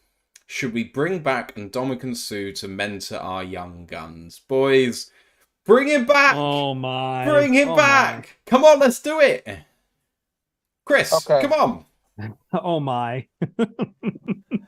It's a perfect marriage of us actually being a contender. His wage demands. Chris, you want me to go first on this? Because they're not gonna like my take on this one. I don't even know where to even start with this, because I love Ndamukong Suh. I think that he is probably one of the most fantastic defensive talents I've seen play this game. I think he was wrongly robbed of a Heisman. On the other hand, Suh, I don't want, if they're being mentored by Suh, I also want to make sure we're not drawing the same kind of flags that Suh drew as well. Like, this is kind of a double-edged sword. We're really just swinging around wildly here right now. Like, Suh, it's hard, right? Because I think fans, when they hear Suh, they have a bit of a bad taste, because I think he left this town a little bit on the raw side, just because he was chasing the money, which is fine. A player has to chase money at the end of the day, and he wasn't going to get paid by Detroit. But yeah, no, like it sounds fun. I know we're having a bit of a kumbaya moment with Calvin Johnson. I'd love to have the kumbaya moment with Ndamukong Suh. Suh seems like a very chill and nice human being. I don't know what gets in his head when he's in a game, though. And to be honest, if we're going to be mentoring, I just hope that the nasty side of that game isn't what gets in there. I think it's funny because every time we think of bringing a player in, the key word that pops up behind it is mentor. What make you think these grown men want to come in and mentor other people? They take very special people who want a role as a coach or something down that road, to learn something new that comes in and mentor. Everybody that you bring in is not coming here to be a mentor, right? Not everyone can be a teacher. Not everyone can be a professor, exactly. right? Yeah, exactly. And so you look at the famous quote from Brett Favre when they brought in Aaron Rodgers. Hey, are you going to teach him? He's like, it's not my job. I can care less. And so to me, do I want Sue back? Listen, I'm gonna tell you how much I love Sue. Right? Y'all gonna think I'm crazy. I love Sue so much that I was willing to trade Kelvin Johnson for draft capital and find me another receiver. That's how much I wanted to keep Sue. Because the moment Sue left, the defense went to the toilet. They did whatever they wanted, ran up the gut, ran left, ran right. Like Ziggy can only do so much. It was like, good grief. And with Calvin Johnson, I'm like, great receiver, but I'm like, receivers come a dime a dozen. I'm just thinking at this point of the Lions' direction, I don't think Sue wants to be here, and I don't think Sue should be brought here under the idea of a mentor. This may be controversial, but I don't think we need a mentor in there. In that deal, Agreed. You see coaches, you don't need a mentor. Yeah. If you look at the breakdown of that line, I mean, you look at the edge positions. You have your vets. You've got Charles and Romeo in there. Then you've got your younger guys, Pascal, Aiden, Houston, all these guys. You've got the guys in there to lead that room already. And Romeo's invested in this team. Charles is invested in this team. And then you look in the interior. You've got your young guys, but you're bringing Bugs back, who is quite clearly a leader in the interior there. You've got Benito, who's a more seasoned player in there. And then you've got your young guys, your Aleems, your Benitos. I think you have the right dynamic in there already, and I think you've got to let them grow and carry on developing. And I think you can. And you've got the coaching in there. I mean, they've got the new coach from Penn State, known for creating great defenses. You've got a high level of coaching, someone who can do it with these young guys. I don't think you need a mentor in there taking snaps. I think we've got plenty of experience in, and this is just a natural process of waiting for these young guys to keep getting better and better, and they will. So, I think it's just naturally going to get better as well. We don't need a Sue in there for me. I wouldn't want to see that happen. Just keep building young. Right. We have been going a long, long time, so I think it's time to slowly sign off. And Luke, I know you've been struggling to stream a little bit recently, but I know you're always going to have something in the works. So how's your off-season treating you, and what have you got coming up? I got the I'm gonna call it the Luke's cold hard truth of DeAndre Hopkins coming up real soon. We gotta nip this stuff in the butt. we gonna have some fun with that. I also got some conversations that, some things that can be made. The Lions have an opportunity for a lot of history to be made this year and to break a lot of curses. And then ultimately, just much of the same where I let you guys come in, talk to me, tell me how you feeling and fire off. But I've been busy because it's been basically prom and graduation season. And I have a lot of nieces and nephews and godchildren, and they have basically taken up all my time. And I do photography as fun, and I've basically been their photographer for every freaking event this whole entire few months. It has been absolutely nuts. So, but I'm proud of all of my nieces and nephews and my godchildren who graduated from high school. To all of you, I know they're listening right now. So, hey, shout out to you all. Congratulations, and I'm so proud of you. But yeah, I got a lot of things coming down the pipeline. I'm getting ready to get back to it soon because this prime season is over. I got one more graduation next week, and I'm officially cut loose. And Chris, POD cast coming up, and It's going to be a good one. I'm about to fire up the pre-show right now, actually. And yeah, we're going to be talking about mini camp, but I know the Jameson Williams conversation, as much as I think we have spent our Slack channels grousing about how we don't want to cover it any longer, it is come back up again. I know there was a great piece from The Athletic talking about players on gambling, about this technicality. So we're going to talk about that. But yeah, I just literally got back in LA into, I just finally saw my 1-year-old nephew for the first time in my life, which was wonderful with my Congrats family. on that. Thank you. Yeah, it was my mother's 65th birthday, so I made a quick one back to Toledo, but now I'm back here in LA. The cat is mad, so I will probably dance a lot with Ruby on stream and just gear up for this show we got coming up. It's right back down to the grindstone for it. Never stops for us. We will be there. And thank you to Tom, who had to jump off very quickly, feeling slightly under the weather. So hope you feel better, Tom. And great to see you this weekend, man. It was an absolute cracker. Detroit GP was fun too. Yeah, we got to watch that. This is how committed we are. We were watching the Detroit GP and the Michigan Panthers at the same time. Oh my God. You know, like former Lions legend Jonathan Adams looked amazing, and Sage Surratt for that. I'll have to try to make the GP. I'll have to try to make the GP another year. I really wanted to. Like, again, getting off Belle Isle sounds fantastic, but I just was like, all right, I can't exactly drive myself up there, but. Yeah. I accidentally was just walking along down there one day, and it was going on, and I totally forgot that they was doing it. I'm like, oh, it's not gonna start it. And I heard the car go by like, and literally panicked and was like, what the hell? And the next car went by, and I tell you the truth, I don't even think I really saw what the car was, but other than the color, I was like, I had no clue they were driving that fast around. Yeah, they took over Jefferson Street. I think that was the main straightaway, I believe. So yeah. And also, I had no clue. Just a quick shout out as well to Jeremy Reisman and Curt Steele as well. Thank you everyone for making our 200th proper episode. But I gotta thank you guys. I have always been a big proponent of seeing NFL coverage go worldwide. Even when I was covering college football, I'm like, sports got to be like more like I grew up with the Olympics in my life. I love any sport that has an international community because I do think it makes any sport better.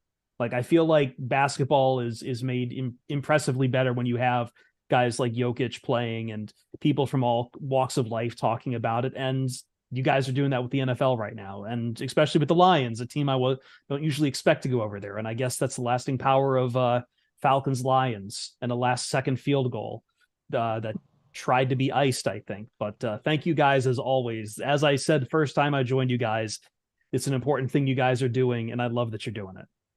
Appreciate it. I second that. I second that. They always talk about how I promoted them, but I was so impressed with how you guys, like, people don't realize what time it is currently for them. And the commitment is real, and they know everything that's going on.